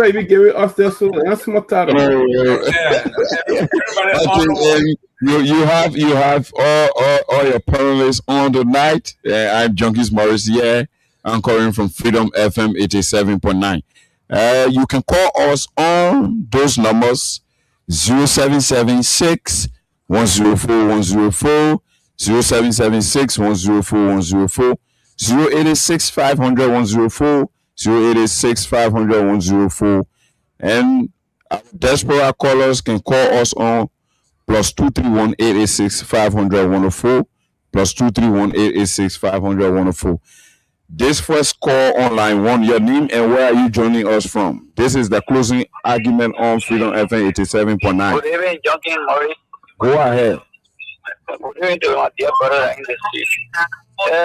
We are discussing Argentina and that of Spain. Yeah. Mr. Morris. Yeah, go ahead. For me, the game went in my interest. You know why it went in my interest? For both teams. What make you to be both teams? I will tell you the truth here. You know why you can't do? I'm a Barcelona fan. So anything better to Messi, the Real Madrid people can be jealousy. That team, and we have 8 players from Barcelona that are playing for Spain. So we were for Spain, we were for Argentina. So anybody win in our case and me. So I enjoyed the game, but Argentina did not play like team that won the World Cup before, because they are concerned to be the underdog, because that is telling us that the Spanish football, the tiki-taka is more greater than any other football playing in any part of the world, because you can see those people, they took the ball from Argentina. Argentina could not see the ball. Messi said no because he grabbed from La Masia, the academy of. Okay, we'll leave it there because of time. We'll take this call on line 2. Your name and where are you joining us from? Kindly lower your monitor. Hello? Go ahead quickly. Yeah, first thing I was in Bravo to Spain because the well. But Western school, Argentina started to perform. If they want to perform the way they perform, they're gonna get different things. They already no Bravo to Spain. Okay, we'll leave it there and go to line 3. Hello? Hello? Hello? Your name and where you joining us from? This is the closing argument here on Freedom FM 87.9. Yeah, I'm Ali Estes, calling my Indian Barry, Mike Mechanic. Go ahead. Yeah, concerning the Argentina and Spain game, you know, the problem is that people don't understand Spain and Argentina details because it was all Barcelona affair, because we cheer for Argentina because of Lionel Messi, and Lionel Messi is from Barcelona as a critical player on the top level. And Spain team was underrated. Even Josu was in Barcelona, Messi said I share against Spain, and the other said they share against Spain. But now when the short team reach to the final and Spain is playing against the coach. So I want to understand something. So you're the Barcelona man, and you're just all the talking points Mr. Gaiman outlined. You just limit our conversation to your Barcelona and Spain victory. But that's the effect because that was fair to us earlier. The people told us that Spain is not going nowhere because Spain took social Barcelona player. They came in because the first team started from Cape Verde. After Spain drew Cape Verde 0-0, the whole war that was against me. Yes, if you were on the PK from where was the PK from? What everybody talking about it. But when Cape Verde started joining yesterday in the water, that's the place people get to do that. Spain having to keep up in Spain is very underrated. So they see Spain coming like that, 4 or 5 or 6 go. Or once in a while, and I see what it's like in the history. I started all money for the 2 Messi, with the short Messi started the people pushing Argentina is my own problem I getting the whole tournament is the voting for a war. It was a big vote to Papa Lau, Messi, for the game of the road. And he came to the league with 8 goals, and Miami was 4 to 5 assists.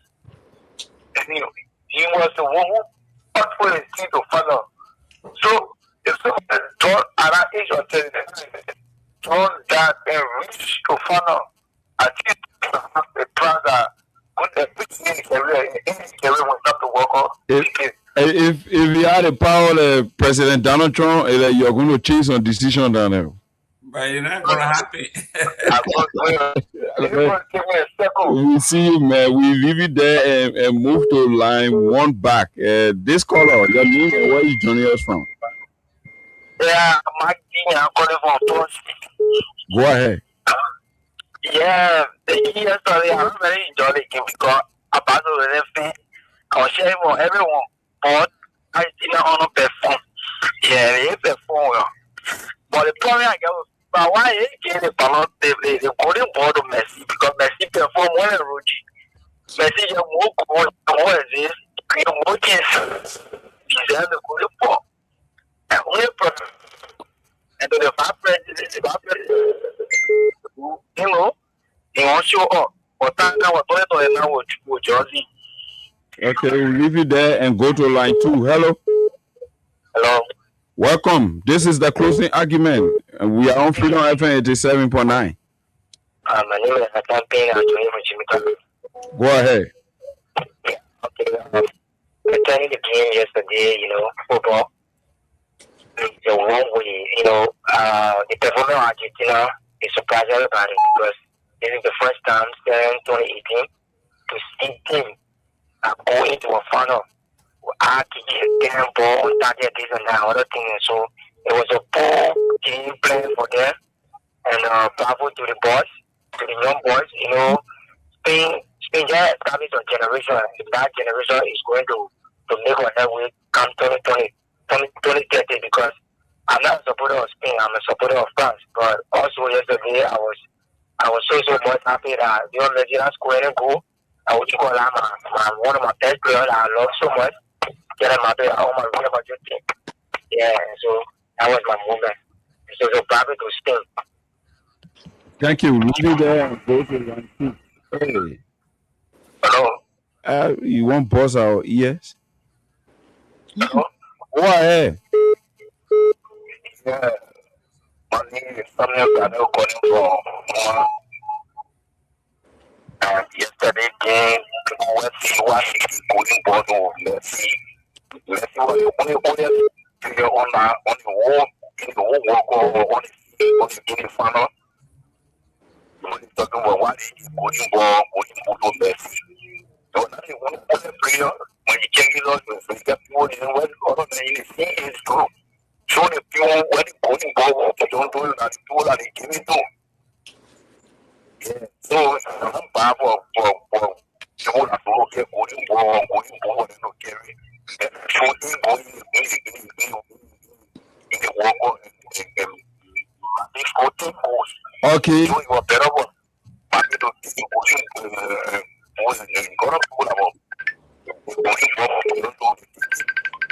I'm a team that's in one.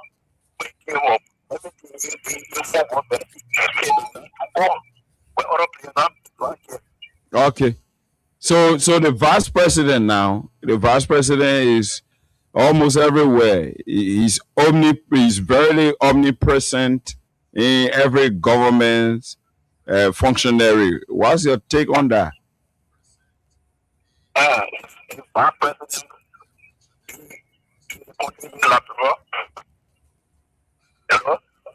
Yeah, go ahead.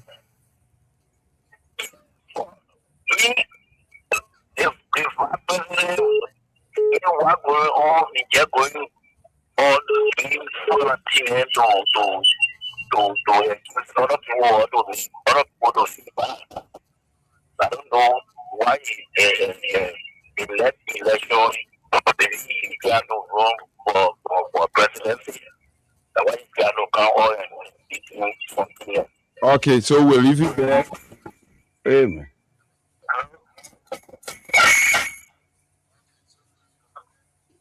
We try not to cut you off and let us do it in line with reciprocity. We may be happy, you may not happy, yeah? Okay. So next time you lower your monitor before you call. Okay. Go ahead. This is the closing argument. We are on Freedom FM 87.9. Yeah, thank you. I mean, that's small. But I was saying, they want pagar one more que record.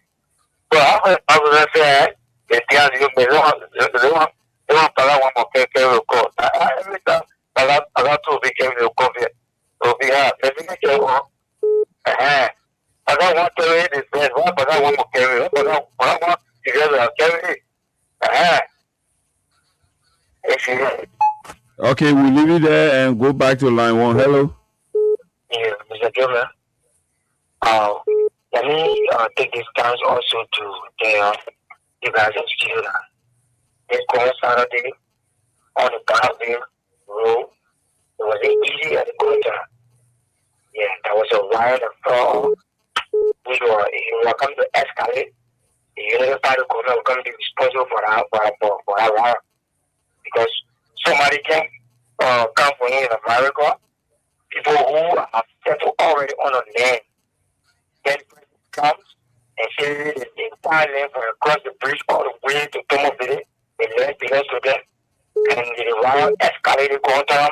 Some people car winches got loose. Some people can get winches got broken. It wasn't easy. It was too tough. Our riot went for almost 3 to 4 hours. We were stuck into traffic. So it wasn't easy. So it was going to escalate more than that. The party government can be heavy. So because she was the government, you should investigate those things. So that the government can get for your guys. People want to settle. All that where was she came and then she saw people settle on the land. You should go to the government and see the government and come and talk to the people and see how they can rebuy the land from you as well. So, but you don't use government. You bring to people, say all kind of people. So it wasn't easy. So I want you to let God know in studio that thank you. Okay. Thank you. We'll leave it there and go to line 2. Hello, your name and where you joining us from? Hey, how you doing? The General, you are welcome to the platform. This is the closing argument. I will always say, if I say, they start job from Brad and Lord. They start job is not from Brad and Lord. It's for all animals. They said, well, boy, I see, but I put a boy, I see, boy, yesterday. So then now, they never cry yesterday like a baby. The other Omapa politics is there. Football again. Yeah, General. Go ahead. Go ahead, man, Sisi.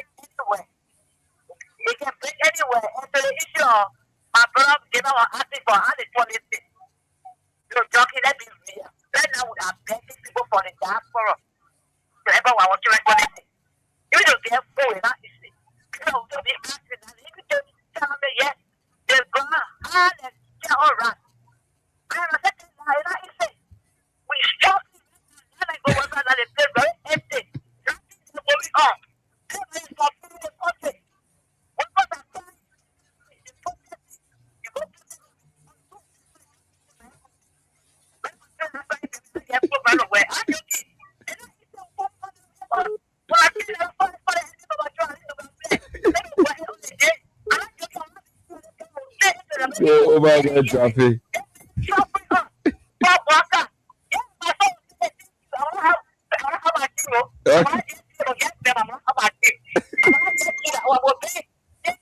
Okay, thank you. That was Man CC from Doe Community.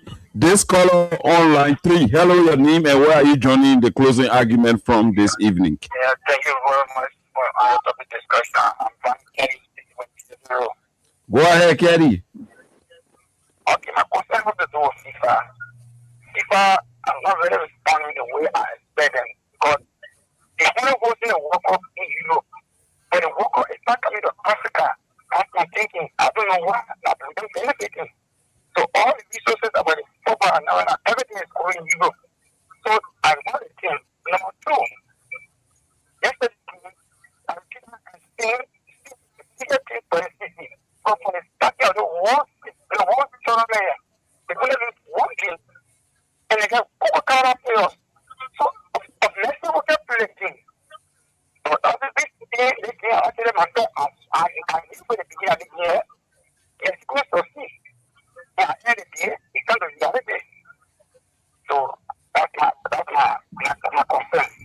That's your concern. We'll leave you there and go to line 4. Hello, what is your name and where are you joining the closing argument from this evening? Good evening. Go ahead. We are listening. Well, that's what I want to discuss up there, man. Oh, but you call on L, so we'll leave you there and take this call back on line 1. Hello. Okay, we lost that call. Mr. Gilman? Yes. Yeah, maybe we could be interrupted. Yes, because a call is already here on line 1. Hello. Kindly lower your monitor. Yeah. I saw Rowan Martin going down. And you own the closing argument. This is Freedom FM 87.9. The thing that I decided to do now is number one, that would take out the president, very stubborn, that would take out his school, that would flop in No, be decorous. When you call on the show, we are here teaching good manners. You don't call here and speak in such way. So, Mr. Gilman, you can take control until we can get call. Yes, ladies and gentlemen, thank you very much. That's a lot of calls in a very short period of time. And they are still coming. Let them come. What we say here, please, let us be respectful. Right. Sure. The office of the president is very, very sacred. So very sacred. You cannot desecrate the office of the president. No. Sacrilege to that office will not be accepted. So we go ahead, this caller. Yeah, go ahead. Go ahead. Okay, my name is Tim Scott. I call you from UN.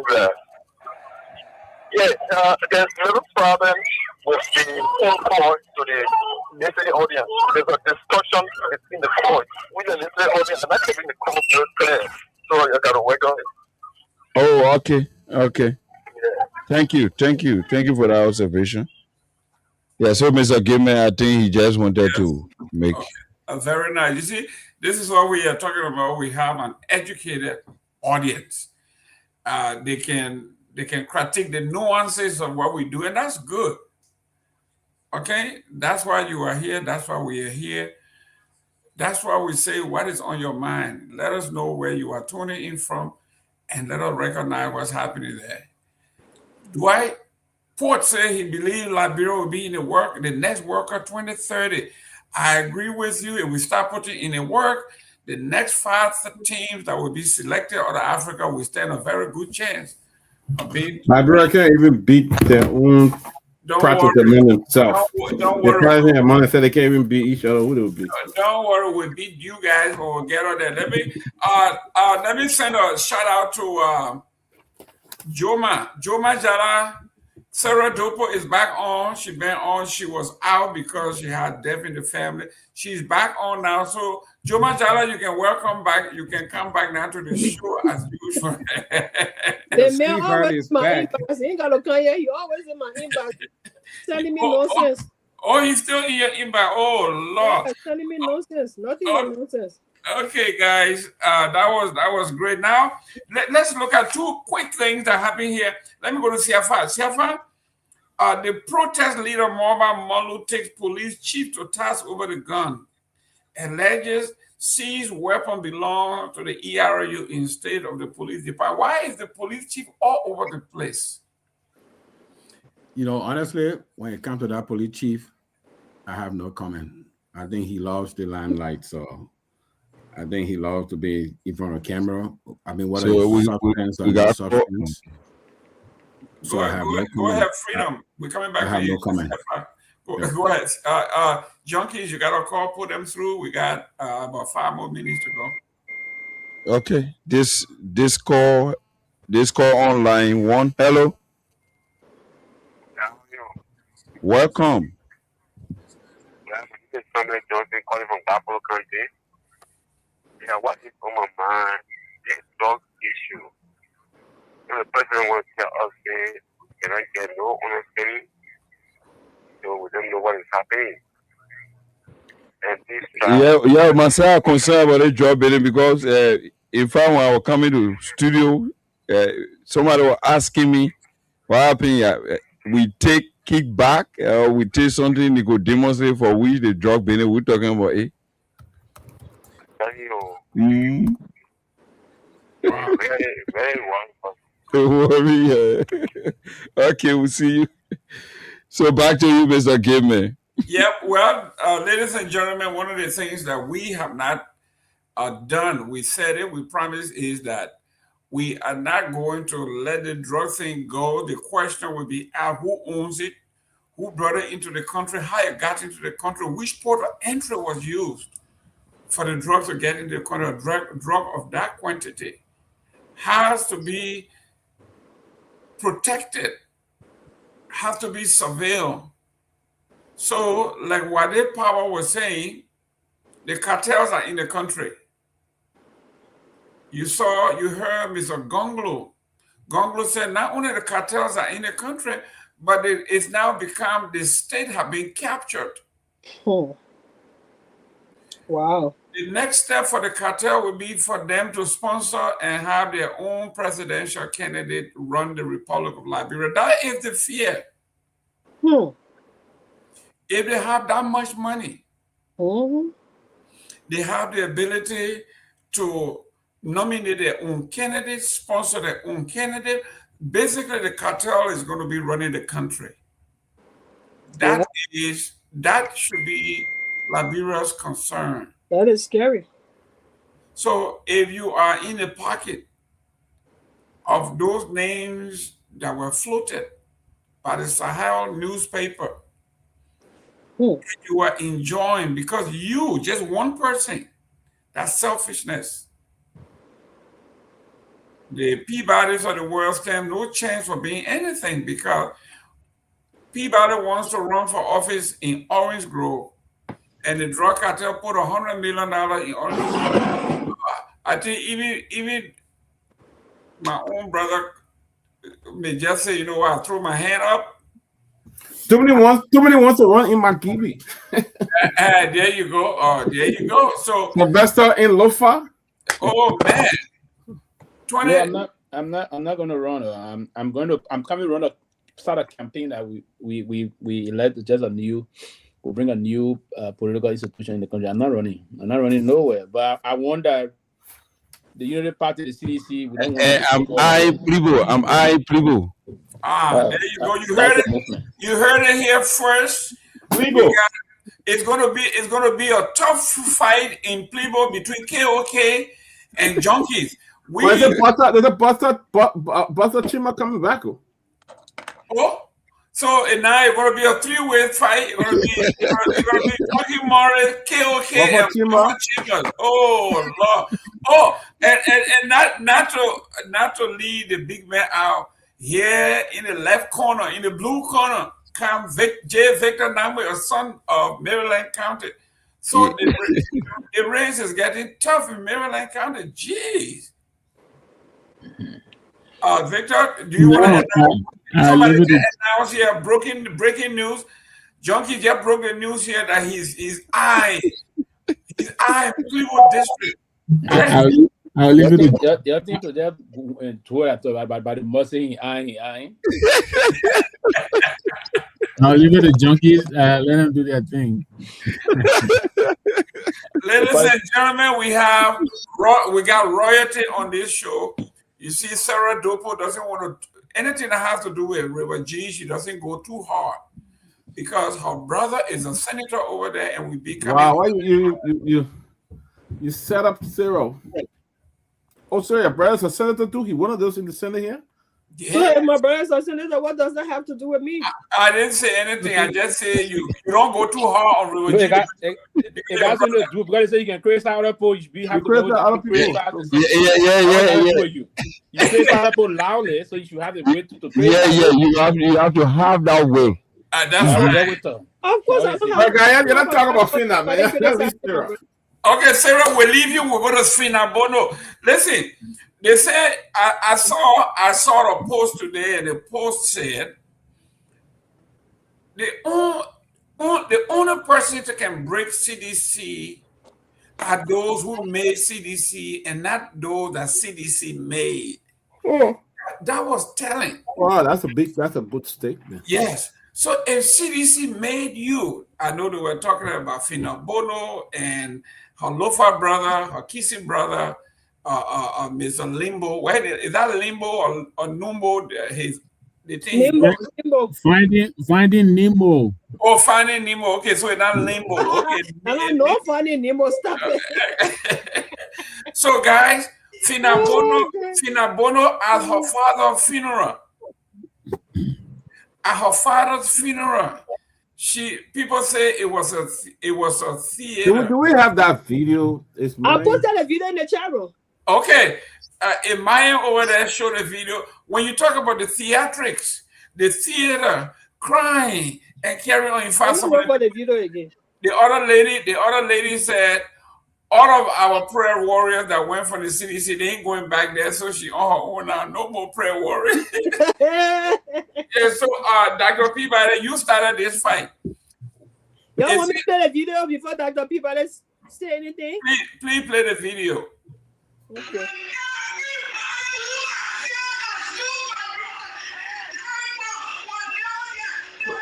Where's the video? You can hear it? No, we don't want to hear. We want to see it. It's in the chat room. Okay, send it to Maya again. Send it to him. It's in the chat room. I said resend it. Yeah, what part of that resend you can't hear that? You send it after you send it about 10 other video people that sent. Yeah, just resend it. One of us will have it. Yeah, send it to I'll send it now. Okay, put it in the chat room so Junkies can play it before he leaves. Honorable Tomalin George, I know you forgot your glasses, hopefully you can, but let's talk about the episode of this female. We are talking about Fina Bono. And she said people like you who are the original sedition, you don't want her to go to jail. But her uncle what his name Kimia, Tifa, and the president Joseph Yuma Boyka came to her aid. Wow. Chief, I think you really need to bring that tail in now. Somebody.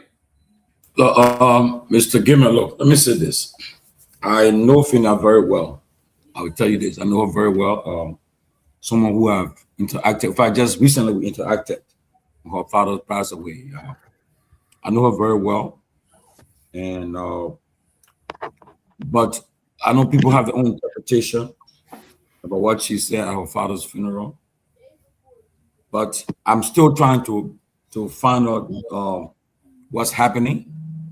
I know the former president will be in Pennsylvania next weekend. He'll be coming for the CDC convention. I look forward to interacting with him. And we'll get also people around the former president and also those who are. What's that audio? Somebody that's a mirror for you already, please. They are quoting you. I just received a text on my phone. They said they are quoting you on I can say it again because it's on Spoon. Somebody just sent me a message. They say the former finance minister is quoting you of relaying a message from the vice president of the Republic of Liberia. So maybe that's the reason why I call coming to you. But he say your man is on Spoon now. They say too many George told the former finance minister that the vice president. Blah, blah, blah. I mean, it says on Spoon, so maybe you're saying I don't. I'm not sure. Whoever, you know what? I know who will come up with who can make up a story like that. You know, I mean, Tua himself is saying it on Spoon now. Or try on Spoon. Tua is on Spoon now saying that quoting too many George and I think Tua is messing his case up. He need to stop. Tua himself is on Spoon. That's what the person is saying to me, and I be the person who lied to me. The person said, "Oh, really? Yeah." All right, but I want to. Georgie, but he will clarify that. But he said Tua is quoting him. Tua is quoting McGill, and who again? And Ben Stanley. Oh, yeah. Watch out for Dr. Peabody. You next. I know. I don't get that kind of. Let's go to the. About the arrangement. Maybe they told you that in Raj. Junkies, Murray. Let me get your side. I know you're about to leave. Let me get your side. What your people are saying. What you are feeling on the ground about the Fina Bono episode before you leave. You are muted. Junkies, you are muted. I'm sorry. Yeah, so I firstly want to extend my deepest condolences to the families involving the death of Fire, the father of Manafina Bono, and also all those that are still sorry. But this issue with Manafina Bono's outburst, in my mind, is not timely. It's not a grateful path in terms of how she should trend, because there is tomorrow. And what I think in life, personally, in my view, whenever somebody shows benevolence to you, in response, you give benevolence, you are setting your own downfall. So that's how, for me, I think. So in my mind, her action was not timely. Her action appears ungrateful, like an ingrate. And that posture was only signaling that Liberia is slipping into sectionalism and tribalism. Because if you follow the recent trend of events, almost all the citizens that have left the CDC under the Unity Party government just under 3 years are all Kisi, which I think is dangerous. It shows sectionalism, it shows regional segregation, and those things are only caused by our leaders. So that it is not late now. It will be prudent enough that actions are taken that these things be eradicated, because the Constitution is clear on this. The Constitution is clear on this issue that has to do with tribalism and sectionalism. When you read Article 5 of the Liberian Constitution, so the government headed by President Boakai supposed to show a semblance of good governance and good citizenship, where all citizens will be responsible. Well, now Manafina Bono is indicating that since she's free, and those who helped her to be free should be praised and should be worshipped, she should say to them all the good things, and the people who help her to reach where she is, to look down on them, to castigate them, and use remarks that would not be good for her tomorrow. I want to advise Madame Finda Bono, even if you are hurt, you should have second thought, Madam. Going out there, the other people did it, and you two coming to do it is not a good thing. I keep saying this. We have to set good examples for the young ones. This issue of flip-flopping, not having loyalty, cutting in between and snitching, cross-carpeting, they are awful. They are not okay for our democracy. The young people are watching. Why do you think many of the young people that were born in the 2000s are involved with drug taking? Because they saw the guys who came from the war immediately when they were born, they saw them taking drugs. So with that, they decided to follow that trend and felt that when they go take drugs to them, mean that they didn't sell the BB boys and BB girls. So when we doing things, let us think about tomorrow.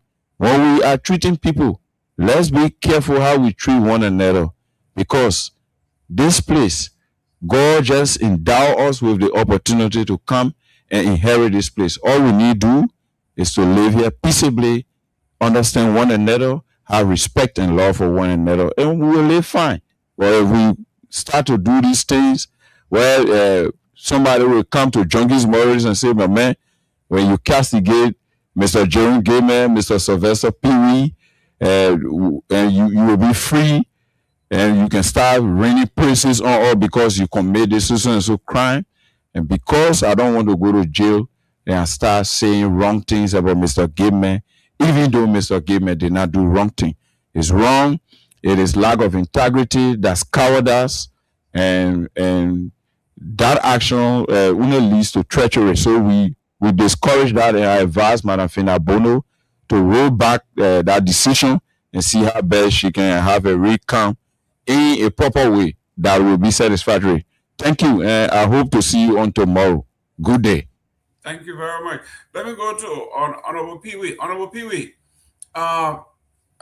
in a country where there is no, basically, justice, there's no peace, there's no law and order, wouldn't a person like Fina, who is now looking at saying, you know, these people will not respect my rights, I might as well just pay and play along to secure myself. Isn't that the natural tendency of anybody who is being haunted? Sorry, was that on a most serious note, Mr. Gayman, thank you for having me tonight. On a serious note, it did not, and we have to be very clear and fair in this judgment. It did not sound that way, and it does not seem that way also, as per the way Fina went about the whole process. Fina is indicating to us that she's being let down by the very CDC. And this was deliberate. You listen to her entire statement, how bitter she was, how emotional she was in narrating her side of the story. She didn't indicate that. I would have expected her to sound a way that the party was supporting. You remember, I may be wrong here. That's why I was even having some conversation with some of the comrades. I heard her thank the president of Liberia. She thanked the speaker and call her big brother and other thing. I mean, call him rather big brother, and then thank the president of Liberia. Thank a few other of individuals that I attended, including the former chairman of the CDC. One thing that did not, she said they wanted her own people wanted her in jail. Right. There's a lot of things behind this. To be very honest here, and a lot of things behind it. One thing I don't know if you heard that. Prove me wrong here. I didn't hear her mention her former boss name. No. The former president. No. It indicated a lot of things. I've been hearing some things from behind the scene from the last night, even today, even before we came on the show. I came on the show just now, that she even part of her frustration. She not only frustrated, she's totally disillusioned and about the way she was treated by her former boss and people close to him and the rest of that and the party. She felt she was, according to conversations, she was just the vessel by which most of those, all the accusation against her, she said it was not that something she did. She was playing a role, and some of these things came and she felt abandoned. She have gone to Turkey. She was sick. To even go to Turkey, she didn't have money. I'm told from some reliable source that's a leveling business fellow that even helped with $10,000 to allow her move over to Turkey for her treatment. She went to Turkey for some time ago for treatment, all those things. So she's very bitter here. So that's part of the reason why. And all these things that were unfolding, there was some issue. Now it's trying to click as part of the reason why when she landed in the country, that's part of that arrest, because there was an arrest warrant out for her. She was never arrested. Imagine, Mr. Gayman, try to connect the dots here. She did not get arrested at the airport on arrival. Yeah, so, Honorable P, can I leave you people? Yes, please. Yes. Thank you very much. Have a very good night and go drive home safe. Okay, good night. On arrival, she was not arrested at the airport. Now, here's what I'm told also. There was some discussion behind the scene. And I think this discussion was initiated, as I'm told also from very reliable source, that it was initiated by the former deputy speaker.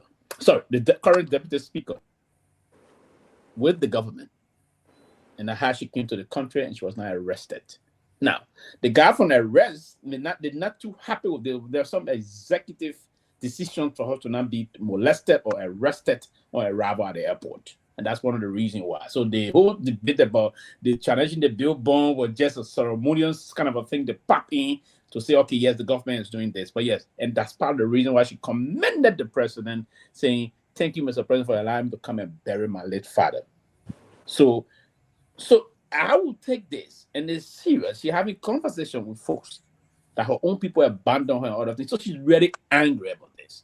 As back to some of the issues. Yeah, so that this is again. These are things that are going to happen, and I predicted some of these things. You remember, she's from Lofa, not only from Lofa. I'm from Lofa too, but the main thing about it is that she's from Foya district. You see, she's a Kisi speaking person like Joseph Boakai. I want us to connect here, and the way we assimilate in terms of our political process, politics versus tradition, and versus the tribal link, ethnicity. It's a very, very thin line we have to take time to look into. So that connection, the deputy speaker is a Kisi man, the president of the program is a Kisi man, Finaboni is a Kisi woman. So you see that. So I wouldn't be surprised if she were to even turn more blow at the former president, the CDC, moving forward in terms of seeking her liberation, her permanent liberation. She's seeking to be liberated. So she's between this high ground and a high rock now. So the punches that will be going back and this time around, trust me, you're going to expect some of these things to even go more negative against her own party, and she will start singing praises to the president and the government. So I was not really surprised by her action, but I was a little surprised by what she narrating out to folks about how she be abandoned, that most of those things that came to her were not for her, it was for going to the same people, but they were only passing it through her. These are her statements. And I think that they may be waiting to not Posokwa this case, if she's waiting to even come out and say some things behind the scene, and eventually not Posokwa the case, and then we move on. Then you start hearing her to be an agent of President Boakai. It's going to be shocking, right? And that's one of the reasons it's going to be very shocking. And you saw that most of this very close surrogates of CDC started attacking her for that day, for Saturday. So we should expect more, Mr. Gaiman. Wow. From what I'm told, we should expect more. Victor, today. I will not talk today too. Oh, okay. Let me go. Because you see, the hot topic here now she want to talk. Okay, Victor,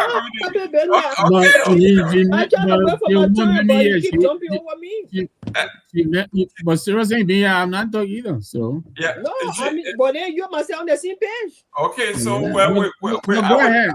Go ahead, let's and I'm afraid to Adeto. I'm talking it. I'm afraid to Sarah, here we are today. I was on thread with most of the Unity parties. In fact, one came out, and I will call his name, my friend, a good friend, Dualu. He came out and said, Finabolo, spill the beans, say everything, free yourself, liberate yourself, tell it all. The hardcore Unity party now, they are telling her that whatever she said now, they are telling her basically to implicate people to do this. They are urging her on to whatever she said now, they want to take it as gospel. Yes. What you say, Sarah? Yeah, I think Finabolo is playing the same playbook that Thomas Father played. Whether she stole breaches or whatever it is that she accomplished during the CDC regime, she's doing everything possible to protect it. And United Party is going to use her. They will use her because they feel that she's afraid to go to jail, or maybe they feel she did something, or I don't know whether she feels she did something, and they want to get at her. Just as Thomas Father is trying to protect his whatever wealth he has, that's exactly the same Fina is going to do. So she's going to say a lot, but we are prepared for her. We're not going to back down. Whatever she come up with, she better make sure she has her facts right, because we'll go after her as well. Nobody going to be afraid. The CDC of yesterday is not the CDC of today. Everybody have mouth to talk. Everybody want to defend their position. And another thing is some United Party people are looking at Joseph Boakai funny, because this is an old man who said he wants to fight corruption. So anybody who's kissy and you protecting that person, are you serious about fighting corruption? The answer is no. I put up a post of one of the guys who said, who talked about that same thing, that Joseph Boakai is protecting. Fina Bono is depending on Boakai and Fala to protect her. So how are the Liberian people going to take him serious to be fighting corruption? Okay, yes. If you say that, let's see when Samuel Eto'o went to court. All of them are behind him. He went to court and exonerated himself. They can do the same. She can do the same thing too. But for her to come back now and be bashing people, putting their finger at them, and at the end of the day, she did not even say the whole thing. Who are those that wanted you to go to jail? The last time I checked, it was Unity Party people who put up release for your arrest at the airport when you get there. The last time I checked, no sedition put up or reaction put up any release out there for you to go to jail. So they play buggy. The thing that is playing right now is Unity Party propaganda led by Jeremiah Kuhn and the Deputy Speaker Thomas Fala. That's their propaganda right there. And the Liberian people are smart enough to know that they're not going to fall for it. If this old man is serious for corruption, he's serious to fight corruption. Then he put tribal politics aside and go after his own people as well as the other people. But because the woman is kissy, then you can't say, oh, yeah. So we are standing by. We are standing by to see what else she has to spill, and we will go after her for that. Thank you. Victor, here we are now. By all indication, Fina Bono was nowhere near finance. She was not in control of the bank. She was not in control of any department. She was just the chief of staff. So to me, this was a very easy case for her. Chief of protocol. Chief of protocol. She's not in charge of any money. You look at her job description. She has nothing to do with wealth. She has no way, maybe whatever. So I don't know what evidence they had that she stole so much money. Okay, to me, to trace someone like Pee Wee, who was not at the bank. He was assistant minister at the foreign for you to go after him and say, man, this house, you got this car, you stole it. When there's no proof linking him in the bank. You know, first of all, I'm sorry, I was a little distracted here. One of the young fellows elected in Philadelphia, one is Joel Down, he's a mayor, and one is Sadiq Kamara. He's the youngest sheriff in Delaware County in Pennsylvania. So apparently, Kamara has just received, threats, death threats, calling him the N-word, and using some, Islamophobic, slurs. So I was kind of watching the TV, but I'm sorry. I hope you'll be okay. But my heart, and I want to, let him know that he has our prayers, and I'm sure he will see this through. He has reported this to the police, so they're handling it.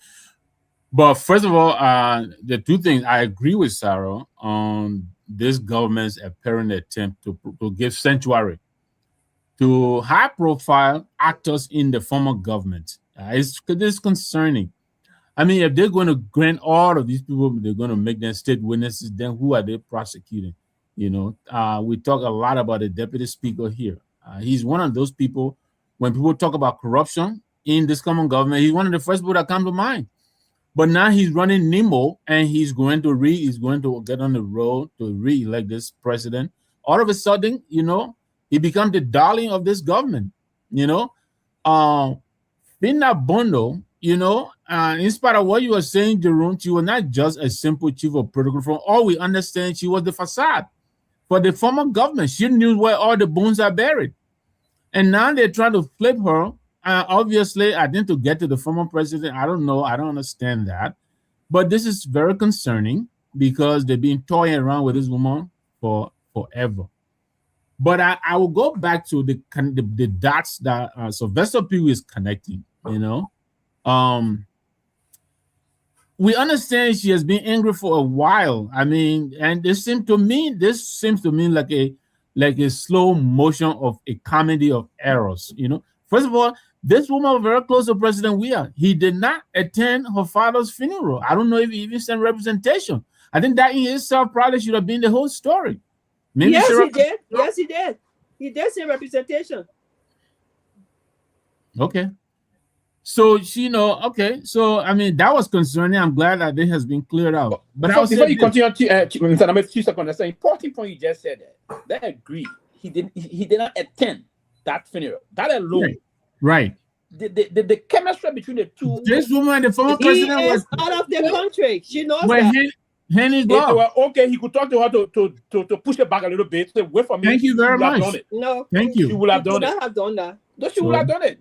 No. The relationship between No, the two but- men is beyond description. Look. The two people Let us not try, Mr. Namwe, sorry, go ahead, Mr. Namwe. I'll come No, after go you. ahead, Dr. People. Go ahead and make your point. I'll continue.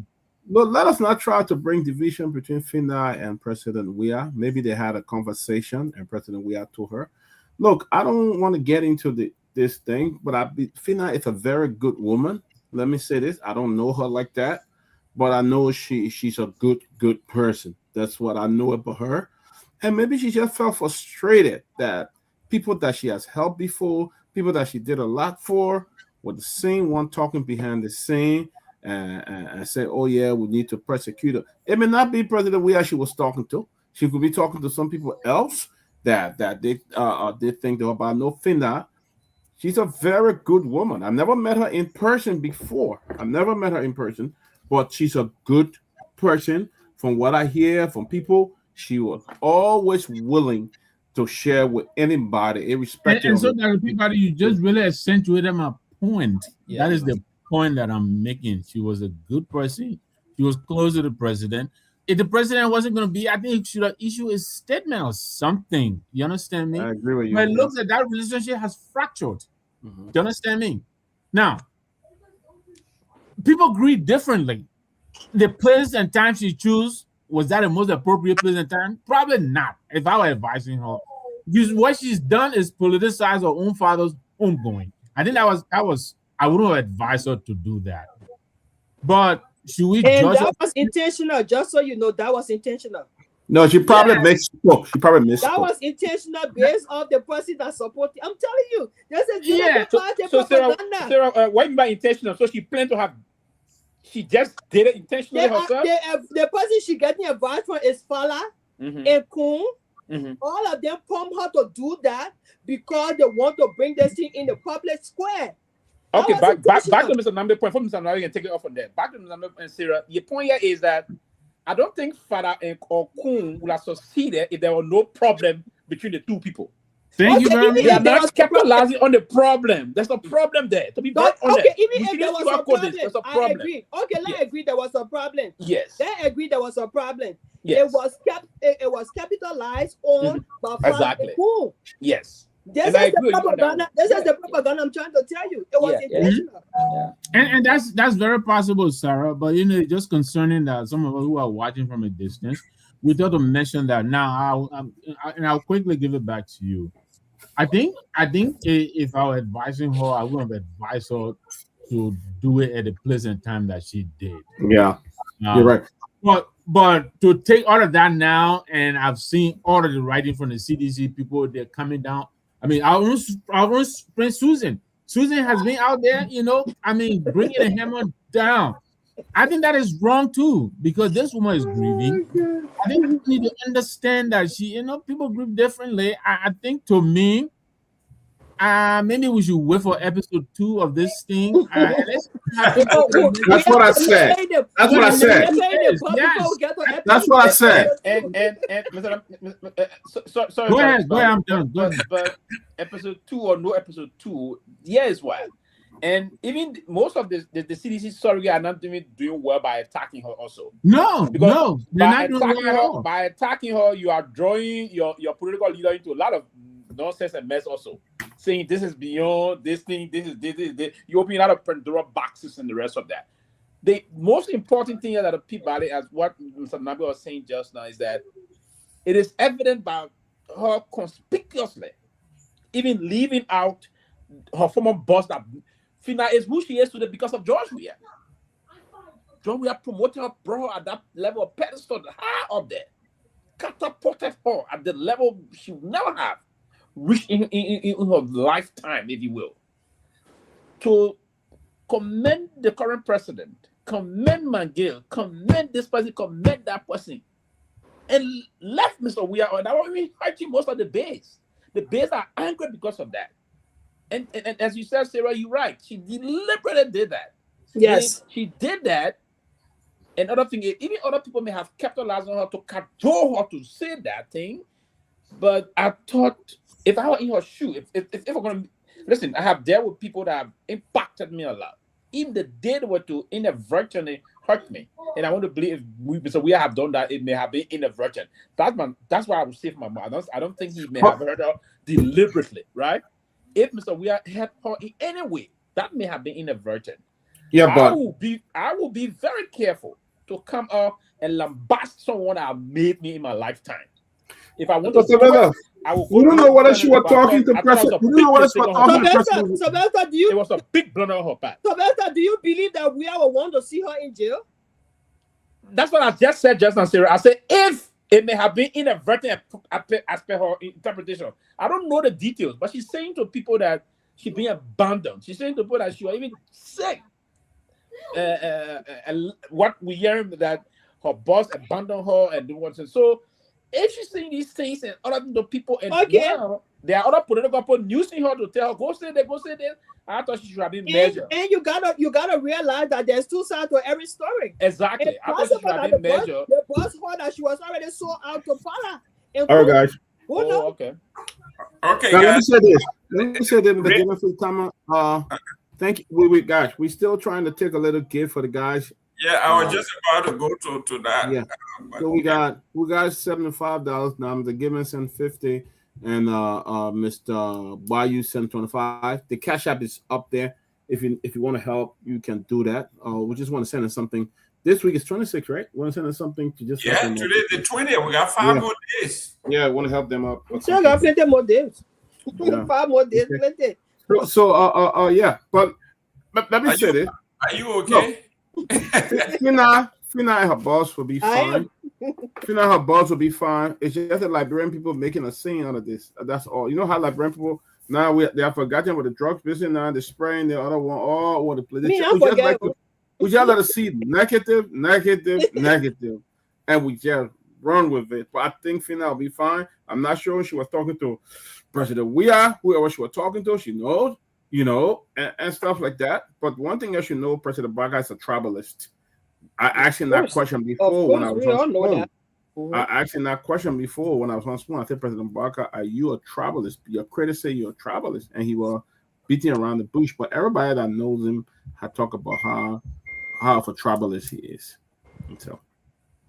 Well, ladies and gentlemen, July 26th is right around the corner, and charity begins at home. So those are us on the platform. Get on your phone and send your little thing to our folks.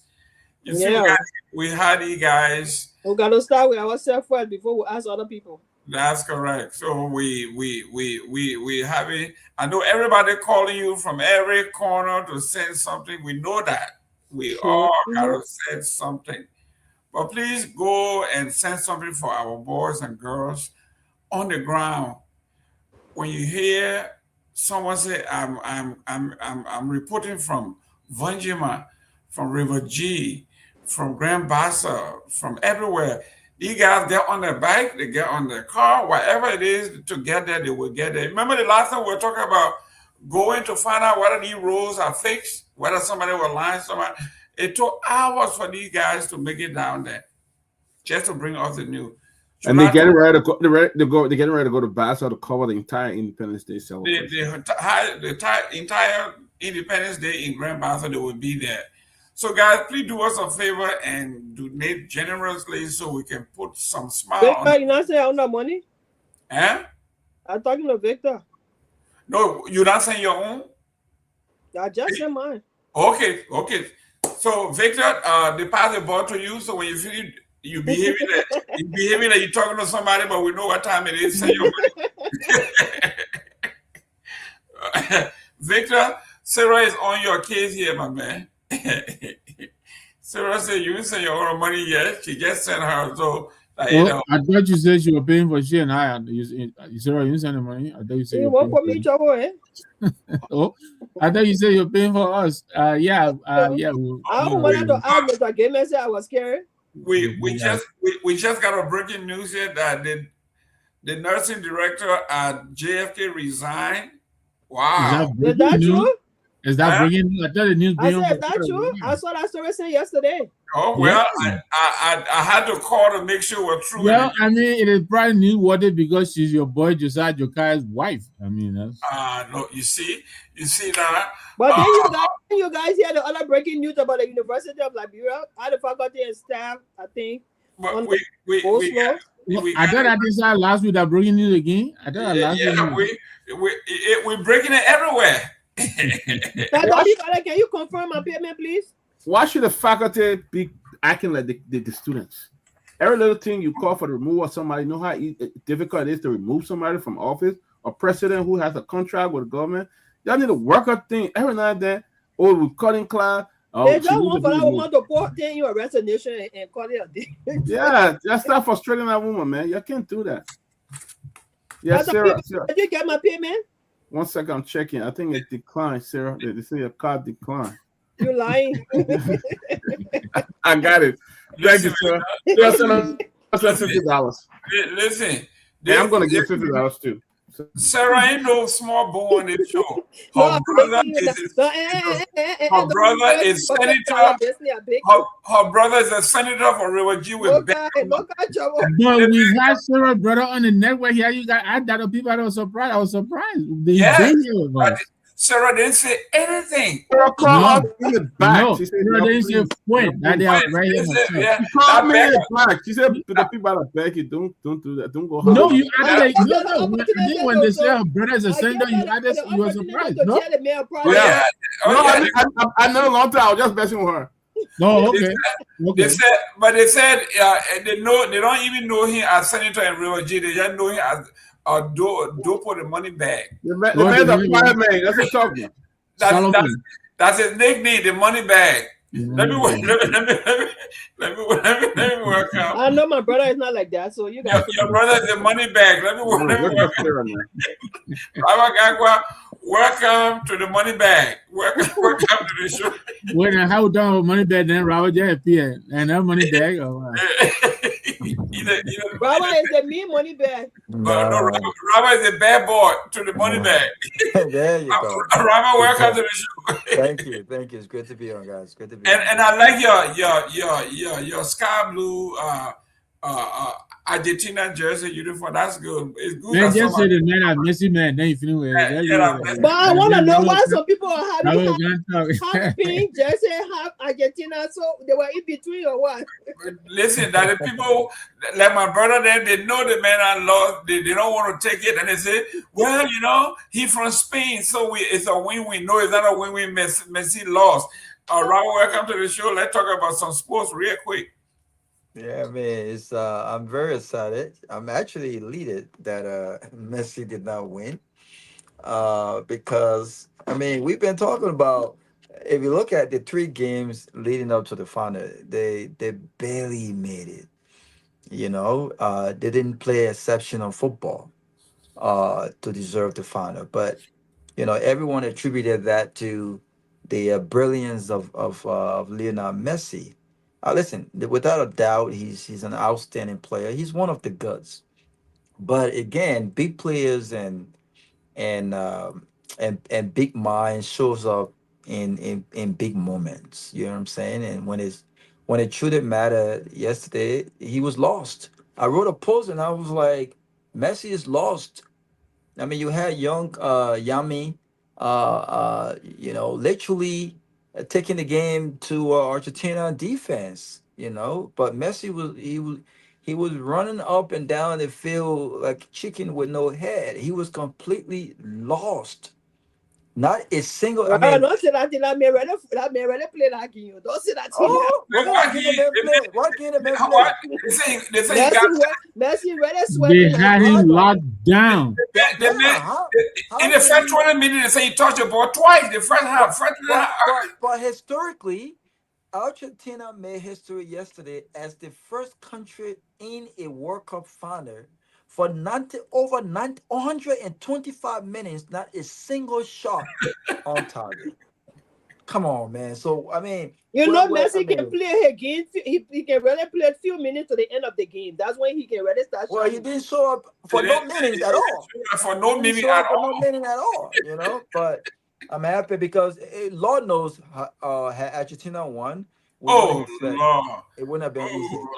Lord. But listen, Patience Seaman, she said, I am still heartbroken from yesterday's game. She's a Messi fan.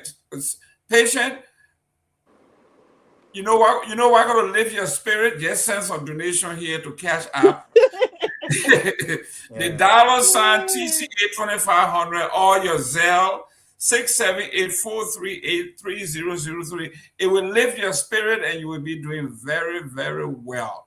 Let me go to say Gagonu. Send your money. You talking a lot of junk. Talking about we stand with Finabono as she exposed her evil boyfriend George. We are right. Look at that. You wish that in your dream. No wrong said River G in the house. Hey, listen. I'm talking about River G here. We're talking about something good. I'm talking something good. No wrong said River G is in the house. Let me send my own contribution. Please go and send it. River G, go ahead. Represent River G. The money bag is in the house. Send the money in. Nora can trap now. She one of those. She would trap. Nora always help us out. Yeah, even if we're not raising money, she always send out a gift. One of your major contributors says she doesn't believe in July 26th. Yeah, she's a Jehovah's Witness. She's already a Jehovah's Witness. Jen, you are a Jehovah's Witness. That's why I think that's so Jen always send you. John a giver. John always give you. She was sent. She a great giver. She was sent contribution. She knows. How much have we raised so far? Don't worry about it. Just send the money back. Shut up. What are you talking about, Mr. Gilman? Well, we got right now. We got Mr. Nam with 50, Sarah 50. We got 25 from Mr. Gilman 50, Sarah 50. We got 25 from Mr. Bayou. I'm going to give another 50 myself. Okay. So we're probably $175 right now. Oh wow. Okay. Robert is gonna add 175 there as well. Yeah. Put me down for 175. There we go. There you go. Yeah, my son. Add it up. Charity the hotel executive is coming on. So. Yep. Oh, Tomlin George. The hotels made a lot of money from the FIFA thing. The hotels made a lot of money. Listen, but Robert made a lot of money. Yeah, we did. Unexpectedly too. We did. No, unexpectedly. Look. Yeah, because the numbers, we didn't get the numbers that we expected. Like for instance, we weren't booking teams, we weren't booking fans. So FIFA took on their project. So we got transient guests. So transient guests were basically folks that were coming into the city, and we market the heck out of our hotel, being approximately 5 minutes away from the Mercedes-Benz Stadium. In walking distance from the Fan Fest. So we unexpectedly got some business. Excellent. Listen, guys, no city have fun more than Miami. We had it going. South Beach, all the beaches, hotels, bar, restaurant, ghettos, you name it. They were doing. The people who are the Norwegian, even though they were out of the league, they were still doing their role. Those people, that was the performance of the World Cup. That rolling thing those guys were doing, it reminded me of the South African World Cup when they brought out the Vuvuzela thing. There go Robert in the blue corner. But anyhow, ladies and gentlemen, do us a favor. We are raising money for the boys on the ground. Our employees on the ground. The cash app is the $ TCA 2500. And if you're doing Zelle, it is 678-438-3003. Today is the 20th of the month in Liberia. Basically, the 22nd, the 21st already. We want them to get their money no later than Wednesday, so they can have 1 or 2 days to shop. and do something for their kids or for themselves. So please do us a favor. Send us something. We got a cash app here. Dr. Peabody, you know, he's on top of this stuff. We're at 350 right now. We want to just we want to reach 1,000 guys. If we can reach 1,000, we got 5-6 employees on the ground. That would do them real good. But I won't see your man people not anything that you no. People always give money. Pee-wee always. I said when he added that will be heavy. That's what I'm trying to say. Oh, okay. Pee-wee, your girl here. Patience say, let my lofa brother pay for me. Pee-wee, please pay my share, yeah, my lofa brother. There you go. You see, Patience Seaman say you should defend it. You are the lofa defender.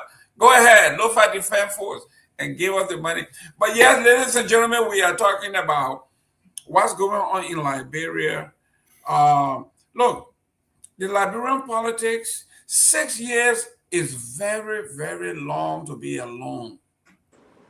And when people start 50 for 2 minutes, so you're sending $100. So that $100 you're sending for 50 for 2 minutes, 50 for you, Nora Hooks. No, not Nora. Now, Patience Seaman. No, that Nora Hooks. Nora Hooks said she's sending $100, 50.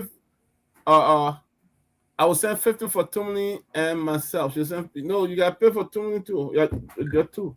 Yeah. I'll do it. Hey, that special. What's going on here now? That special favoritism here. You won't pay for me. You won't pay for. And Patience Seaman said, Savella should pay for her. Yeah, my local brother will pay for me. You go make plans, then you say my brother will pay for me. You know whether your brother got money or not. He's just gonna make plans. You know that people will let them put a show now. You go to the restaurant on behalf of me and the local people. We play. When the vice president they went to JFK and said 20 million, we will give you a 20 million. Yeah, the speaker. The speaker. The speaker of the house said 20 million to JFK. Everybody was clapping. 2 years later, we even get 20 million Liberian dollar here. But let's talk about the article today in the paper. This one came from right this year. It said Yeka Koluba expulsion test, free speech commitment. What are the odds that he will return? And it says here the Constitution may be on his side. Liberian politics rarely are.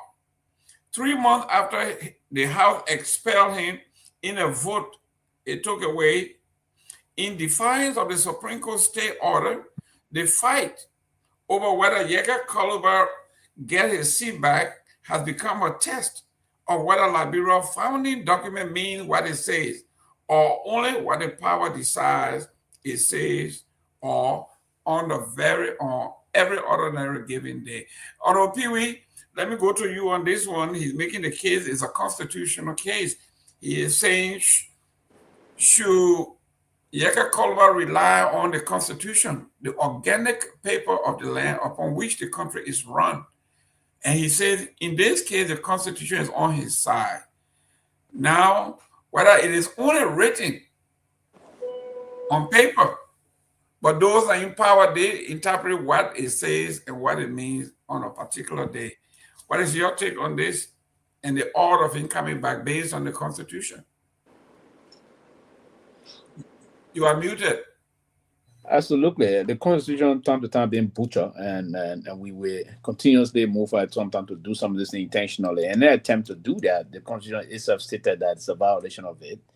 So, but I think the Constitution is on his side. The law is on his side, if you will. If you were to push to out of the line, the law, the way they went about the resolution, some of the folks even said that there was a lot of duplicity in terms of the removal process of Yeka Koluba. And if one were to follow those lines, I think it is absolutely troubling. Even recently, the issue of the move about allotting 16 additional seats for the Honorable House of Representatives was a violation of the Constitution. Article 80D and 80E is very clear about what the Constitution says about what you can do. Immediately, the Constitution says after the census, there shall be a threshold drawn out by the legislature. We had a census since the past administration, 2023. And then you're doing it 3 years after. That's a violation of the Constitution. It says immediately. I don't know probably, I don't know the definition of immediate now. Immediate can be 5 years or 2 years, but the Constitution stated that immediately. And they also said the lawmakers cannot, is it the responsibility of the NEC to do the drawing of constituents and the demarcation, the boundaries, and all those things. The lawmakers cannot abrogate onto themselves their responsibility. They ought to just set the stage for setting the threshold. You set the threshold at this level, and then the determination is further made by the National Elections Commission to then trying to delineate and trying to structure out the various constituents, if you will. So back to the issue of Yeke Koluba. There was a major constitutional problem. It was a knee-jerk approach that they followed. They didn't follow the entire constitutionality of the process. It was a punch in the face of the Constitution. So, in a serious constitutional process, Mr. Koluba would stay a legitimate lawmaker. Now, what baffles me, and what is more perplexing in this process, is that Yeke Koluba have not yet been. There have been no letter written. I don't know if it's happened already. If there have been any communication to the National Election Commission declaring the vacancy of that district number 10, due to the expulsion of Yeke Koluba. If that had been done, because constitutionally, if there's a vacancy in the House, the Honorable Speaker via the Office of the Chief Clerk of the House will write an official communication to the Chairman of the National Election Commission, informing he or she about a vacancy due to that of as the Constitution stated, due to resignation, death, expulsion. Right? Resignation, death, and expulsion. The expulsion is what they did to him. So, and this Constitution is very instructive thereof. So we have not seen that yet. So there should be some troubling sign there that they're still trying to struggle as to how they will go about this issue. But quickly here to end, I think he got the law on his side. But there are two things we say again. The Constitution is just a mentality we have. We either respect it, or we that got the power to do implementation, the enforceability aspect of the law, is not from the structural vision of the Constitution. It's about the government are respected. So it's about the respectability here instead of the issue about enforceability. So Yeke is out because he don't have the power to have himself. It is the mindset that is unfolding there. So, but if the court is strong, the court can overturn that. But the court has been the same thing that is unfolding now. Tua is crying on other news network tonight, saying a lot of things that the government want to see him go to jail. And it's true, they're saying a lot of things. And Tua is quoting a lot of folks that the vice president told people, because they're telling the judge that we want Tua to go to jail. And it should not be that way. Tua should go to jail on the basis of fundamental issue that he violated the laws of the country. But Tua should not go to jail on the basis of politically motivated sentimental issues that is being prosecuted by the government. The government should not prosecute individual on the basis of the sentiment of this disagreement. It should be on the material concept of what he had done if he violated any law. So it's a troubling sound today, and that's one of the reasons why the new movement we're about to launch here going to be talking about trying to see the country move forward. Carol Gray was stating, if the CDC were to come to power tomorrow, they will prosecute anybody that is associated with the United Party. Is it what the country want to go into? The United Party failed the country. And we believe that it's time that we set the business of the game. That you and I, everybody, we have a conversation. It should not be you or me. It should be somebody that can come and move the country forward. So it's troubling.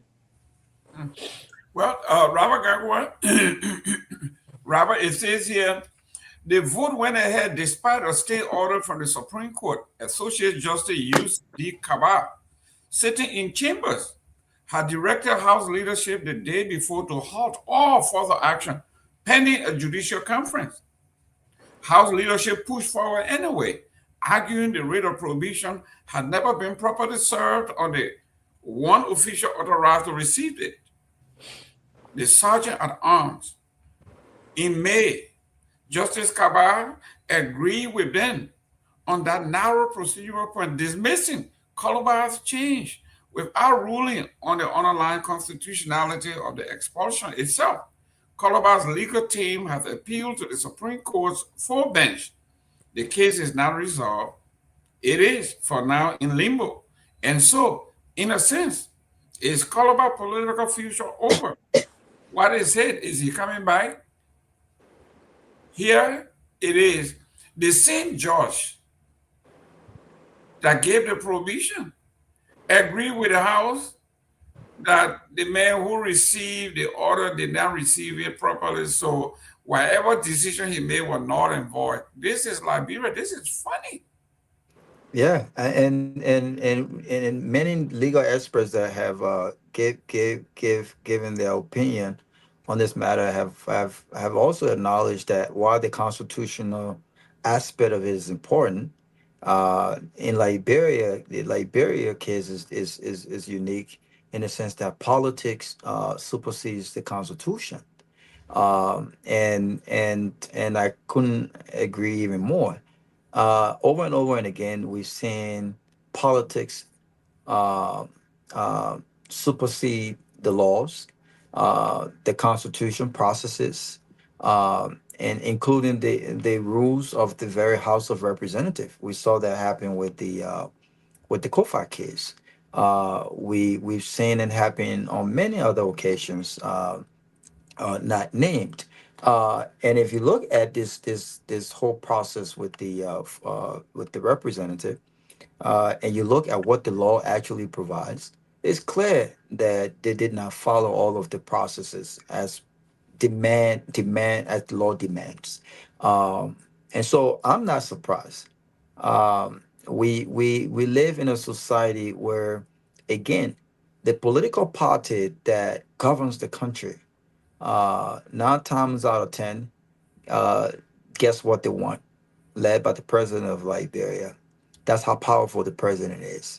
And unfortunately, the lower and upper house have shown over the years to not have the backbone to really exercise their own independence, that they are separate branches of government, and each branch has its own function when it comes to check and balance.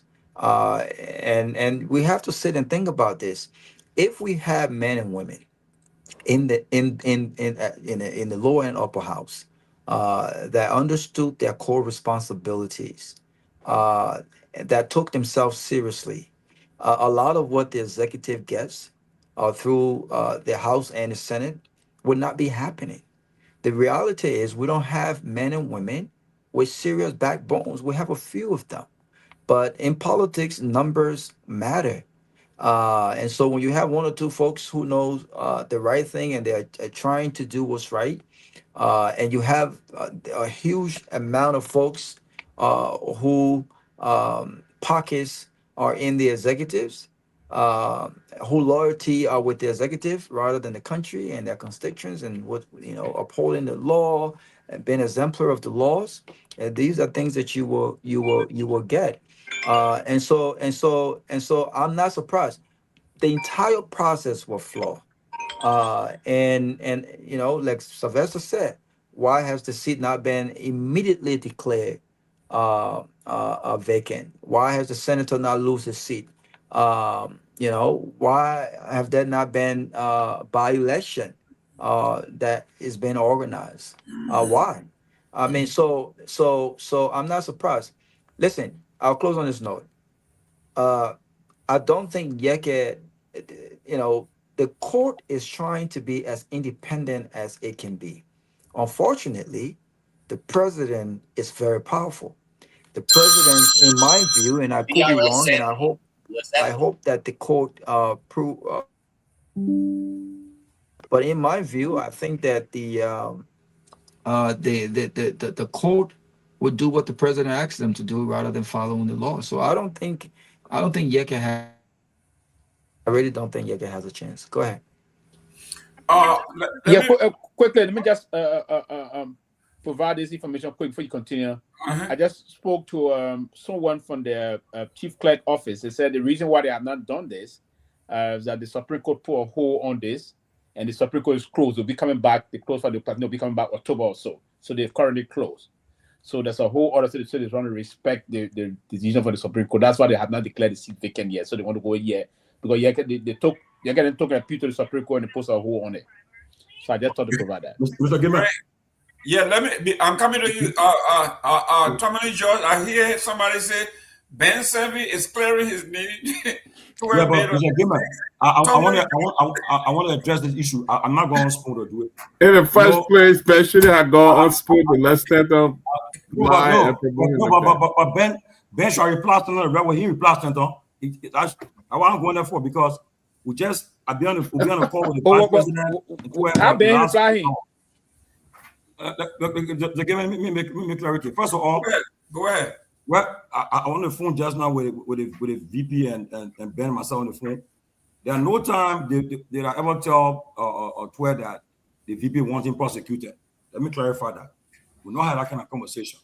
There are no time that I told Twer the VP wants him prosecuted. I want to clarify. Never happened. And I want to make sure that one is clarified. And also drink water. You talking fast? No. also too. Any other thing about what he's saying that we take leave from the VP and 12 is not true. We want to clarify that. And I told the VP I was going to call spoon, but then when I saw what Stella did with Ben just now, I would not go there because for me, I would not take what he did with Ben. I wouldn't take it from him. Okay, you are accusing us of opening closing argument with money from the former government. That's not true. I mean, be clear. That's what he said. Why you tap Ben on just now? Okay, and Austin I want to do is to have a show up. Maybe one day he should talk about a case. It will be a good thing. I think you want to go that route with us because that I will go after the judge who prosecuting a case. And the judge I will put on record now that maybe they may be some deal why he keep on extending his case. But I want the people to hear this. I want the people is watching. At no time did I tell Twer that you want him prosecuted. It was never, we don't have such a discussion. Let be clear. Let be very clear with that. It never happened. Okay? So that I want to clarify on our platform that it did not happen, and we don't have such a discussion. Okay? Everything that was said on Spoon today, I think is all just lies and misinformation they're giving with it. I'm not going to call Spoon. Still on me calling me for the last 30 minutes. I'm not responding to his call, especially after what he did with Ben Savi just now. I won't take it. It was good that I didn't call. I don't think Ben should have called. You are very disrespectful to Ben Savi. Okay, yeah, he should have done Ben that. called to clarify. He started to talk things rubbish that I shouldn't be saying to Ben. I think he want to also go that route. You know, he all want to hype a show and make a show hype up. All you got to do. Okay, but I complete BS. I always say that BS there. So I'm gonna get clear. So I just want to clarify on our show that at no time did I tell Twer say the VP want he prosecuted. No discussion of such were held. Never. Ladies and gentlemen, I just called Ben Savi. Hopefully I left a message. You can call in so we can. If you want to clarify, I would suggest you clarify on your own show, just like Tomlin have done. Yeah, he shouldn't have gone. He shouldn't have gone for someone like me who covered the Stanton Waterspoon case in Fort Lauderdale. I would believe Ben Savi and Tomlin any day over a convicted felon. Any day.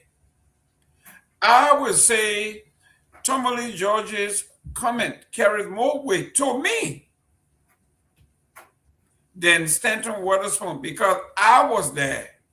I covered the case from day one to the pleading. I was there. And I heard what he said. And I saw him cry, beg, and throw himself at the mercy of the court for giving up his entire right for being in this country. The judge asked him, you pled not guilty and you are changing to guilty. Are you doing this under duress? He said, no. Are you doing it your own volition? He said, yes. Have you been promised anything? He said, no.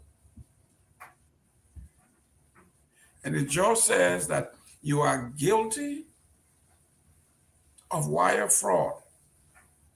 You agree? He said, yes. He said, do you know and you accept that as a felon, you are given your right to vote in this country? He said, yes. Your right to compete or to vie for election.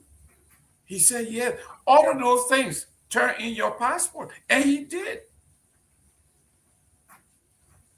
You are sentenced to 44 months consecutively, no parole as the federal guideline. Yes, sir. But when is he going for this 44 months? No, but they gave him forever. They gave him. Listen, this is a country of law.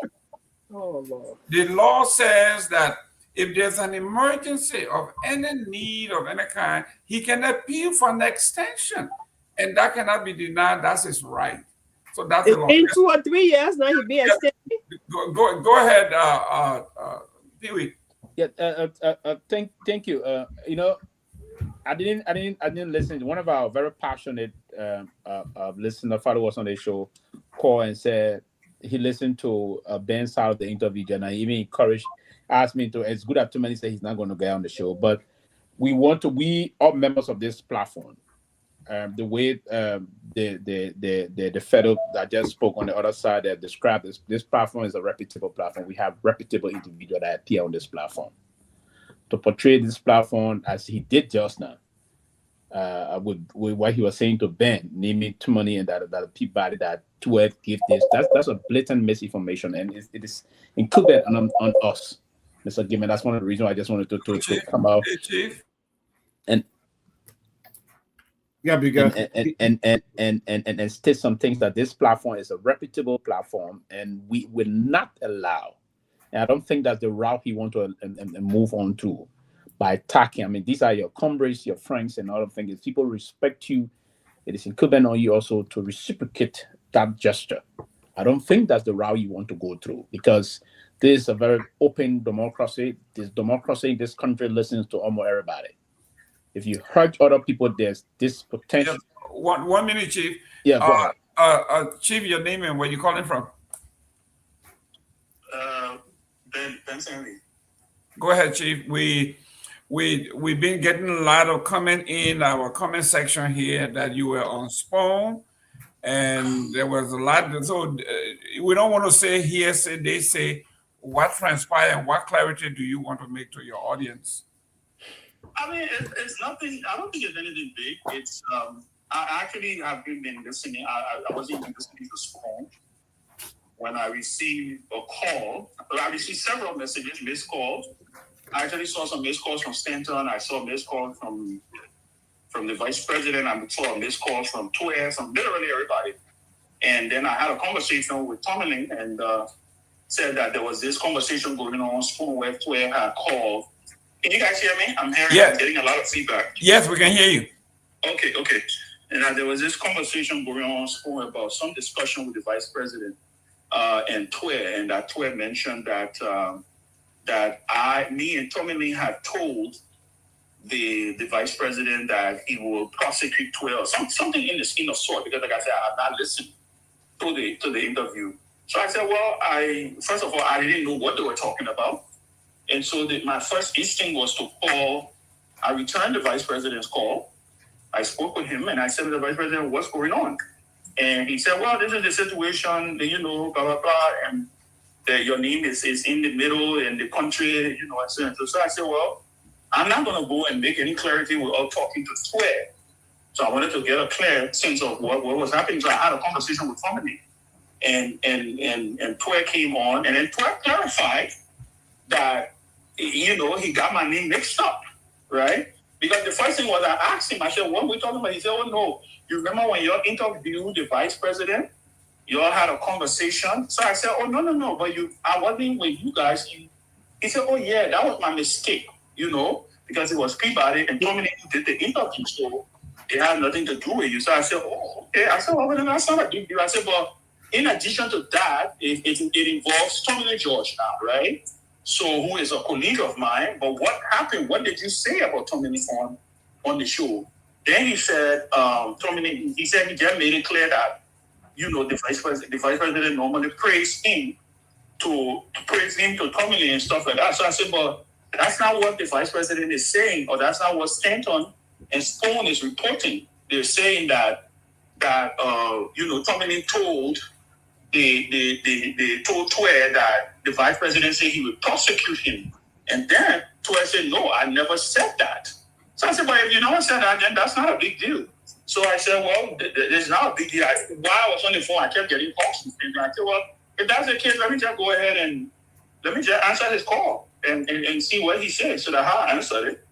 And he asked me, and I said, look, I think there was just a mishap here. Even when it comes to the issue of Tomlin George, I think there's a miscommunication there. Obviously, Stanton had, he tried to blow everything out of proportion.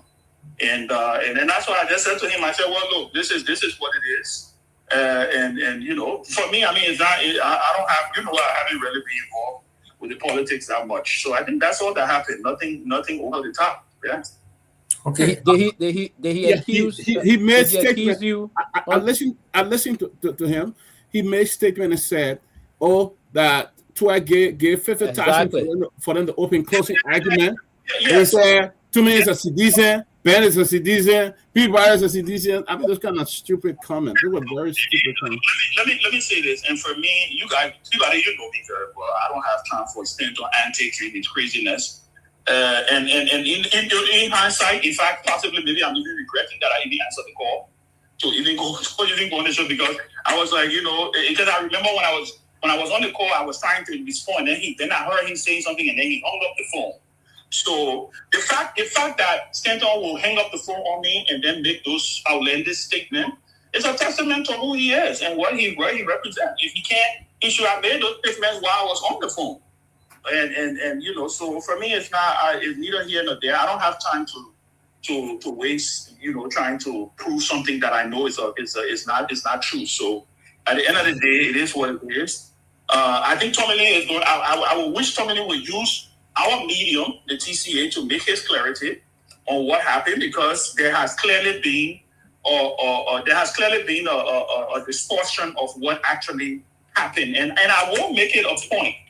So after Spoon is over, I will go back and I will listen to the portion where Twe mistakenly called my name or called Tomlin's name to see exactly what Twe said, because like I said, I never listened to it. I wasn't listening to it when I got the call. So that's what it is. Okay, Pee-wee, guys, any question? No, for me, no question. At least the other side will clarify quickly. My only point is that what Twe said and what the person that told me before even too many people get off the phone. Someone told me, because I told the person, say the message I'm listening, I'm driving, listening to this, it's something else. That's why I was trying to even call too many when he said it. Then too many, luckily he went off. Someone had called him. The point is that maybe it was in the moment of the conversation. It was heated. Twe said that too many told me that the vice president, these things, and I don't know how he clarified to Ben also, but it's good that Ben go back and listen to this. This needed some clarification, and I like how too many went about clarifying this, but it's about just affecting these things. That's all I got to say, Mr. Jimmy, on this, but I have a clarification. He had to already clarify. If he actually got to a very definitive as to how he said it. Right, so it's somehow difficult into the call. Okay. We had a call with Twe. In fact, when we had a call, Twe. In fact, when the voting ever clarified, I said, no, we got to hear what Twe said, and then Twe made it clarity and said, no, I never said that Tomlin told me that the vice president wants to prosecute me. Twe mostly was saying that the vice president was speaking good of him to Tomlin. Which, in my mind, I don't think what's the big deal about that, right? There's no secret that Twe, the vice president, has a relationship. They're friends. Even from what I understand, Twe himself said it on the radio, right? So, but again, like I said, no instance on it's the sensation is what makes Liberian politics. Like I said, I have many more important things to worry about than the foolishness in Liberian politics and what Stanton wants to make big or what he doesn't want to make big. What's important to me is what's important to me. I just wanted the clarity, and he made the clarity that he got, because the truth is I was not in the CEO. If I wasn't even that interview, that famous interview when I think it was the interview Tomlin read. That was the interview you there when he talked about President William back off the room, right? And at the interview. Exactly. And even the vice president stated clearly that there was never really any serious discussion that the two of y'all had, that you guys had about Twitter with him. So I just think it's the radio sensation thing, and it's a waste of time. And there's so many other things going on in the country. I think people need to focus on. In addition to in relation to stand on the table of somebody that's sitting there and taking money and all of that. So should better, But again, like I said, that's what makes me tick. That's Stanton. Instead of trying to promote his show, and then the guys that broke it for him, and he's trying to find a way to say something. He definitely say, "I've never been part of CDC before." I mean, that's just the fact, The only reason I thought I support ANC, and I will sympathize with CDC if it need be. I would definitely do that. Let me go to Victor. Victor, you had a question? Yeah. Thank you. And Tom Lee could pick this up, Ben Senvi and Chairman Ben. It's good to hear you. I'm a little bit confused here. The minister tour, the issue that has been discussed was written on his page, alleging that the vice president is trying to interfere and reverse his acquittal. And I'm confused that he said, he only heard Tomlin, or you guys said the vice president had nothing but good things to say about him. I'm really confused here. Could you clarify to me what it is that the former minister is alleging? I'm really lost. Yeah. So I don't know about what. I haven't even read to a post. That's how divulged I have been from the whole thing. And like I said, I was doing something simple. I was doing some running around, some shopping. I'm getting ready to travel this weekend, so I've been trying to get myself together. So I didn't even know what was going on. I just saw tags. I just saw multiple calls. And so I finally answered. And that's when Tommy came and said, this is what's happening, blah, blah, blah. He said, Twitter said this. So I don't even know. I haven't even read Twitter's post on what it is. What I do know is that, like I said, I will go back to listen to the show. I will go back and listen to the component where our names were mentioned, because the only concern I had at that point in time was whether Tommy Lee, according to what he said, that Tommy Lee told him the vice president wants to prosecute him. And I know that for sure, because Tommy Lee was very vehement, and he clearly said that, no, I never said that. But again, like I said, that's what this, the slicing and the dicing and the spinning, and that's what happens. But yeah, that's maybe Tommy Lee. Thank you. If I've read Twitter's post, can answer that, but I haven't even read Twitter post yet, to be honest with you. Okay, Robert Gagway. I mean, listen, and this is the reason why, again, I don't like to kind of engage in these conversations, because, I just hit the shot where it's supposed to land. There's this famous saying, attributed to George Bernard Shaw. If you play with pigs, you both kind of get dirty, and the pigs like it, right? Because that's what it is. I don't think we should waste time on Stanton, but I also don't think, when we're talking about giving these kinds of clarity, I don't think we should just sweep it under the rug as, that's Stanton and his antics. He's trying to promote his show. I think the Liberian people that are listening, when these informations are put out there and gossip and this whole sensation, I think it's important to point out that this is what we are dealing with. We're dealing with a criminal minded person, a person who has proved to be very deceptive, a person who has a record, don't call me, a person who has a record of deceiving people and has no boundary when it comes to how far he's willing to go to satisfy his own self-aggrandizement, right? And so Stanton's a criminal. He has no credibility. He has no credibility. He has no integrity, and unfortunately, there are thousands of people who see that platform as a reputable platform where true, real information are supposed to be shared to Liberian people, where criminals are caught out, where we call out corrupt lawmakers corrupt people, people who steal from our, and no one cares to call him out on his mess. No one cares to call him out on his mess, right? And so we support these kinds of characters, and this is what they will continue to do. You know, and this is why it pisses me off when I see. I'm not saying people can't be friends with people, right, Mr. Jerome, but you're friends with people who were intentionally, even with all the information. Don't you think Stanton knows the truth, the information? Even if the minister misspoke, don't you think he knows the information?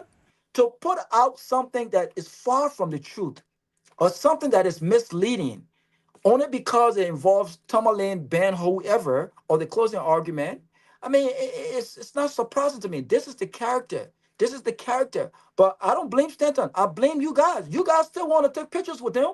You guys still want to act like y'all cool. This is the character you guys are messing with. You want to continue to play with him.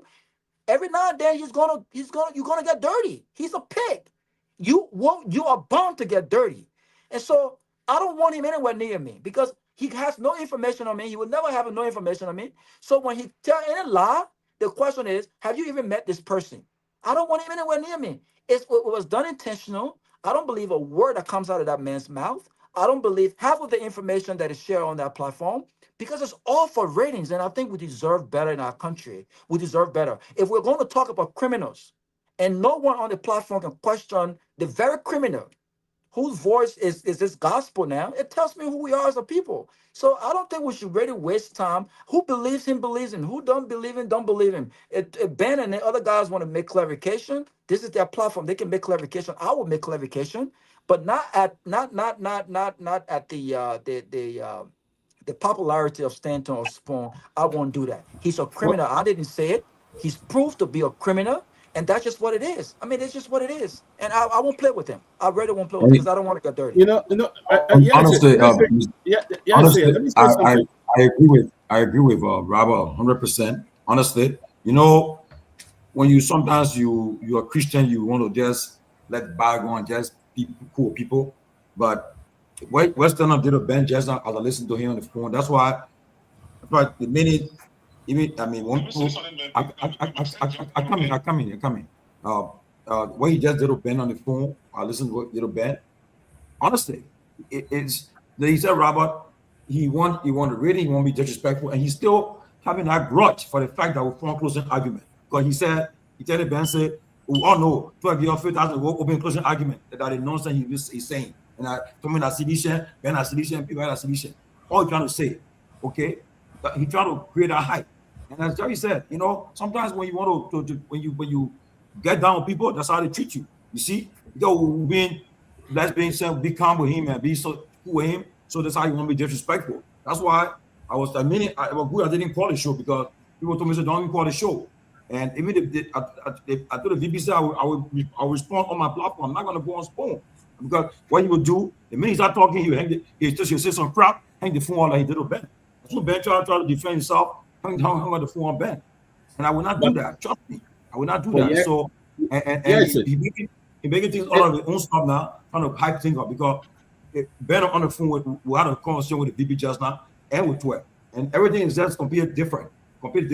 So whatever he said, like I said, at no time did I ever say to 12 that if VP wasn't prosecuted, we now have a sort of conversation. So what that story came from, I don't know where they brought it from, but I made it clear just now. And twice he corroborated what I said to Ben in front of Ben just now. So all I think he's saying is a waste of time, and yet try to clarify. But yeah, you see, that's why I don't engage people. That's why I don't do that.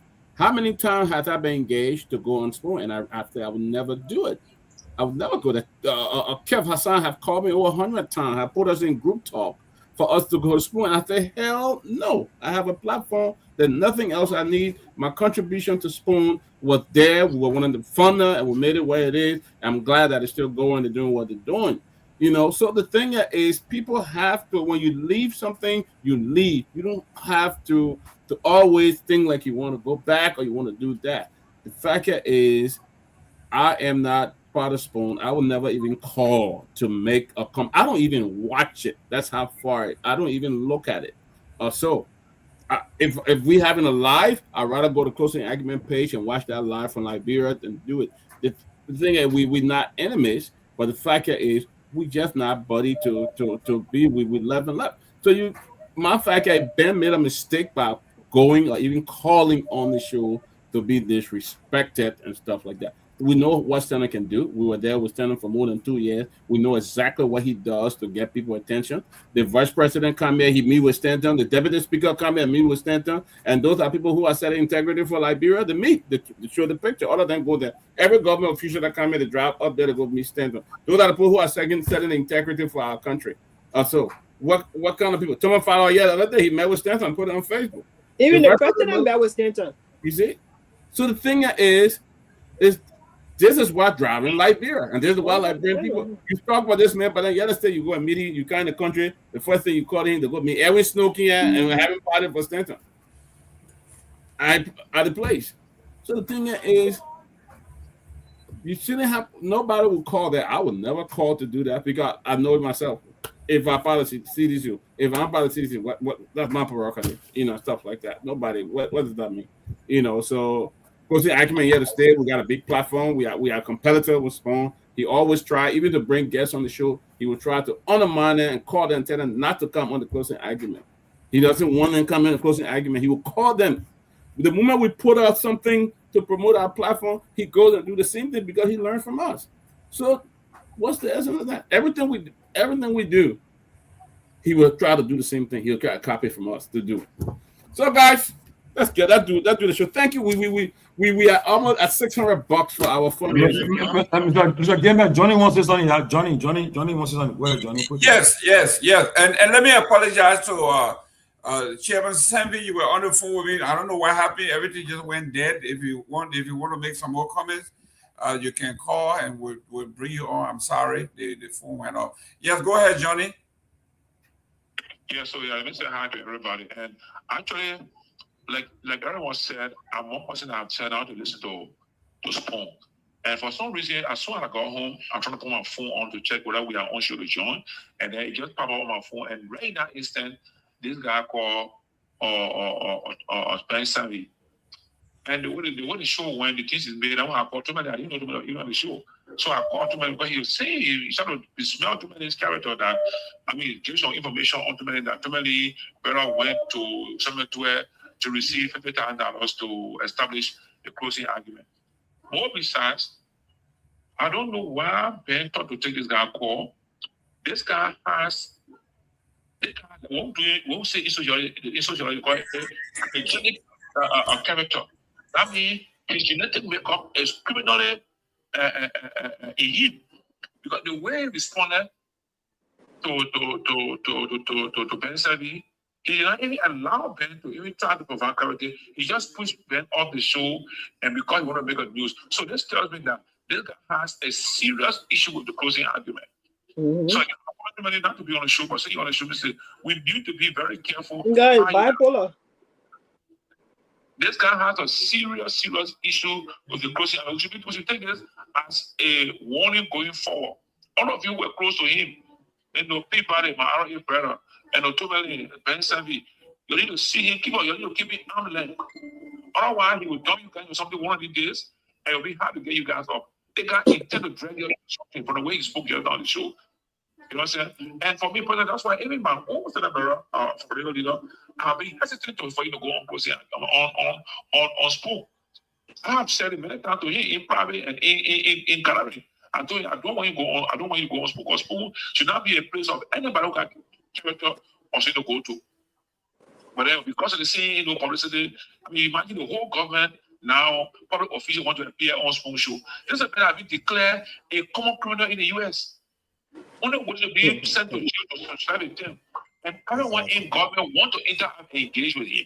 I don't understand how the country people in Liberia can think. And even in Liberia here, who we think as civil manner, they spend all that time following on Spoon show. So I don't want to repeat all of you. You need to take your time to watch this guy movement. The way I listen to him and Ben Savvy right now on the show, it wasn't good for Ben Savvy and it wasn't good for closing argument. And the two of you, I will advise you publicly, you all keep your arm length and intend to bring you guys to anything. And when we're getting drowned, anything you hold, you won't hold it down on him. So now I have to say on the show, I'm just sorry that I didn't find the show because I was busy doing some work. But when I heard your name being called, so I'll call you to hear from you and tell you what I just heard on the show between him and Ben Sevi. It was very bad. Yeah. I don't know how true that is. That your brother went to go receive money from 712. He's speaking emphatically. As though you know the evidence. Well, he said that Tua tried to get off of the 50,000 on the closing argument before. And Generally, like you said, that Robert said already. I think Robert hit it in the neck. No, because the man told Ben Jenner said he's a VP. When they kind of you got competition, get in competition, and let him go. That why you see how the man disrespectful. Me not gonna comment that the VP not get on money before. Me not gonna comment. You want to insult us. But again, I got that. People have violent not to call and the guy didn't call his show because you want to make news on it. Yeah, Sarah, go ahead. Yeah, I think you guys just need to stay away from this dude because he is very, very bipolar in terms of his qualities.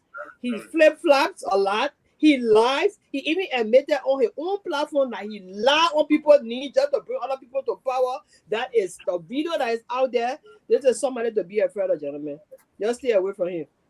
But I've been saying this, Mr. Jerome, if you allow me one more minute. Go ahead. I've been saying this to Dr. Peabody, to Tumalin, and to Ben, off and on the record.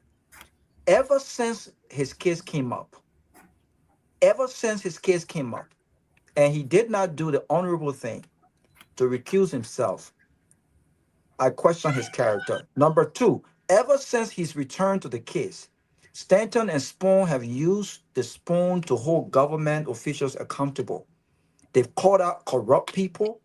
In fact, he sat in the midst of his panelists, Mr. Jerome. Can you imagine? Grown men and women attacking each other about flip-flopping, corruption, about abuse, about whatever. And he laughs. He laughs at them while they attack each other. But not a single one of these individuals have said, hold up for a second. If we will talk corruption, if we will talk stealing, if we will talk accountability, then should we be talking that with the lead voice being Stanton, a man who is a convicted felon? When a correction. Should we be talking that?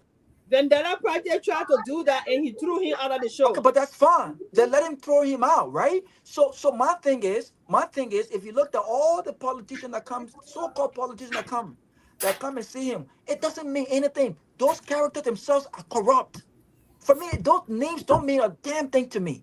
I've said it and I'll continue to say it. I do not wish for Stanton to be my friend. I do not wish to meet him. I don't have friends. Listen, this is a guy who is a career criminal, Mr. Jerome. All the money he ever had, he did not work for it. He stole. In fact, anyone who is willing to make millions at the detriment of poor and innocent people who could have gotten killed by malpractices, health malpractices, those characters are dangerous. That's the you man don't want them as as friends. You do not want them as friends. Beyond that, see how the man treated y'all when y'all left that show. See how he's mad that y'all have closing argument here. He's mad that even after the election, closing argument has remained. He is mad that we still have guests come. Listen, all the nonsense don't matter to me. But Stanton is a criminal. He's a convicted felon. And for those who don't know, he has been cooperating in Florida. We got the case done. It's not that he don't want to go to jail. He's been cooperating in Florida. That means there was a syndicate. It was not just Stanton. There were bigger fish that made more money than Stanton. The government said, if you can tell us the names of the people, we will adjust your sentencing. And he complied. He complied. He messed up in the names. This is the reason why he's been out. Because they still have to sort out the sentencing. They still have to sort out all these things. So when you see him out, it's not that he's got good lawyers. It's not that he's not going to go to jail. But they still got to work out these modalities. But it does not excuse the fact that he's a criminal. He's a criminal. He's a bad. He's a thief. This man stole from people. He ain't got no money. He's a poor man. He's a poor man. So if you're working 9 to 5, you're making $100,000, $75,000 every year. The honest money. You richer than Stanton. And right now he's a desperate man. He has no other thing to do after this whole thing is done. Without government and Spoon, how can he survive? How can Stanton survive? He can't go work. He's a felon. He can work. So stay away from these characters. I keep telling y'all. But y'all want to go be, I don't want to be friends with him. I don't want to even shake the goddamn man hand.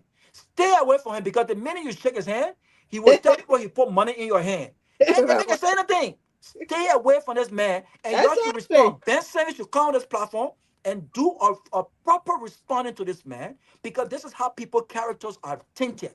Y'all need to be very careful. I think Ben need to do that because he was very disrespectful to Ben. So I was not for. Guys, for those of you who don't know, Stanton Waterspoon cannot look me in the face because he stood, I stood behind him and I looked at him. He looked at me and I was there for the entire duration of the case. And I saw him cry, was belittled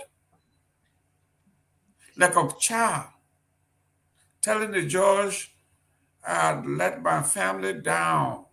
I am the butt of jokes in my community. I am sorry. This is the man that I looked at. He had a Fadiga brother there consoling him. And I looked at him, I said, do you want to have a word with me? And he was so shocking because the correction department was there with their chains for his legs and his arm and everything. They were ready to take him away. No matter what he does, it does not preclude him, cannot negate the fact that he pled guilty. He's a felon. Turn in his passport. They told him you have relegated, you have forfeited your right to bear arms, to vote, to be voted for, to work for federal government. All of those things he agreed. They asked him, were you coerced into this because you've pled not guilty before? He said no. They said, when you promised anything in exchange for your plea, he said no. So this man cannot look me in the eye and say anything that I'm not saying they say. I covered it. I saw him. I was there. He's a felon. This man, we don't know how many people died. Exactly. Men and women who paraded the halls of hospitals and nursing homes as legitimate nurses. And I'm glad that the government was able to revoke those licenses. And it turned out that the year before, 3 nurses from the Delaware area came and stayed with me. They said they came for a 2-week course in Fort Lauderdale. I didn't know what it was until later on after this case. Then one of them called me that his license had been revoked in Maryland. Wow. So this is serious stuff. Some people pay $30,000, $20,000 for their licenses, and they were working, and their whole life came to a halt. Not only are they revoking their licenses, but some of them are being barred from even practicing anymore. But you know, Mr. Gaiman, like Robert and Johnny said it best. Honestly, I think it's about time that we really, like, again, I don't blame him. To handle business going on Spoon tonight and to go start to talk and talk stuff that is not true, untrue, and make a story of it now and taking around with it. Where he addressed Ben. I listened to the whole conversation with Ben. As soon as Ben wanted to talk, he hanged the phone on Ben. I was telling the VB say, "Oh, go on Spoon." I said, "No, I can't go there. I can't go on." I told VB, I said, I used my platform just now to respond to it. I'm not gonna go on Spoon to go respond to it. When as many I talk and you hang the phone on me. No, let me here before I leave with this topic. Just recently, I just know what visiting America, and he you know, Senator is obsessed with President Weah. He really want to be the man friend, close to this guy. So apparently, Snow called the president, former president, and made him talk to. I know apparently President Weah said to talk to him, the former president. Oh, our big team. Why ain't sure that talking about it? President about it, man, myself. We talk like that. We from you, but there's no phone. I talked to him on, and all he making big news like they say he my second dog. Why he likes, to say, oh yeah, former president called me to talk. No, that's not what happened. But it like grab up all of y'all. We cool. I can call somebody, one of you guys' phone, and somebody there who want to talk to me. He said, "We'll talk to the person." That what happened? He made a big deal on his show. Oh, the former president must have talk. For what? Yeah, I mean, honest with you, and that's the kind of person he is, and why he did that's the ban up to ban, but you're very disrespectful to ban. They were good. People come and say, "Don't even call phone, don't even call it, don't call it," and I did not go there. And I will not call because I have a platform to clarify it. But again, like I said, everybody said the people that keep going there to making the moral voice. To be judging cases with them, they don't want to do it because tomorrow the election will come again. They'll see how the election will end tomorrow again. What side he will go on? Okay, if the official government comes to America, they go to meet him. You think it's for nothing, but again, we'll see what happens tomorrow. So I think you're right. We talk with just being simple. Okay, yeah, what's up? Cool with you, but you still have that hate for us to the extent where. You made a comment, Jenna, on the phone with Ben that, oh no, your Ben brother came to 12 or 3,000 get your open closing argument. That's it. A man said he got still. What are you lying for? Make it like in a comment, Then it's talking nonsense. It's not joke. It's serious. You don't go on a national platform and make such a comment. And things are joke. It's not joke. If I was bang, I know myself good. If I had taken that call, going and shoot. I would have insulted him, and you hang the phone up. I would have insulted him. I wouldn't let him get away. Ben diplomatic. For me, I know myself good. I would have responded very, very rude to. But again, like I said, I think it's about time that you really draw the line. I think that's where we are right now. I think the vice president, the fact that he will appear on a show with a convicted felon or anybody else who goes there tells you what kind of character these people are. I saw my own Basel friend, Edwin Snow, throwing a party, whether it was staged or throwing a party. Somebody sent me a clip of it. And I'm saying this man have not been to America for so long because he was sanctioned. And he came to America, and the first thing he did was to go serenade a criminal. What a paradox. This is the kind of people we are talking about. And then you're talking about and I understand why Honorable Bowie said these people should not be called honorable. Just call them representative or senator. Don't call them honorable because they have not earned the title and the right to be called honorable. You come to the country, you go sit on a platform. The vice president didn't even clarify that, no, why you saying it's not true? I never gave these guys money. If the vice president was there, or even he's on the phone, the vice president himself never clarified to debunk Stanton that, listen, I didn't give these guys $50,000. They didn't get any money from me. They didn't ask for money. I didn't give them any money. But he just let it slide.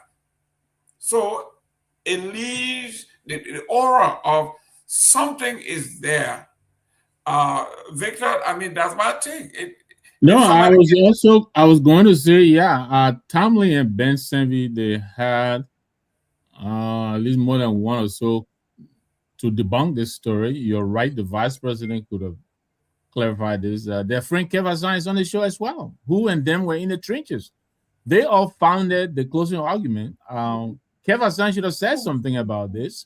So I'm just really confused here, that, we're talking about this the way we are. Mr.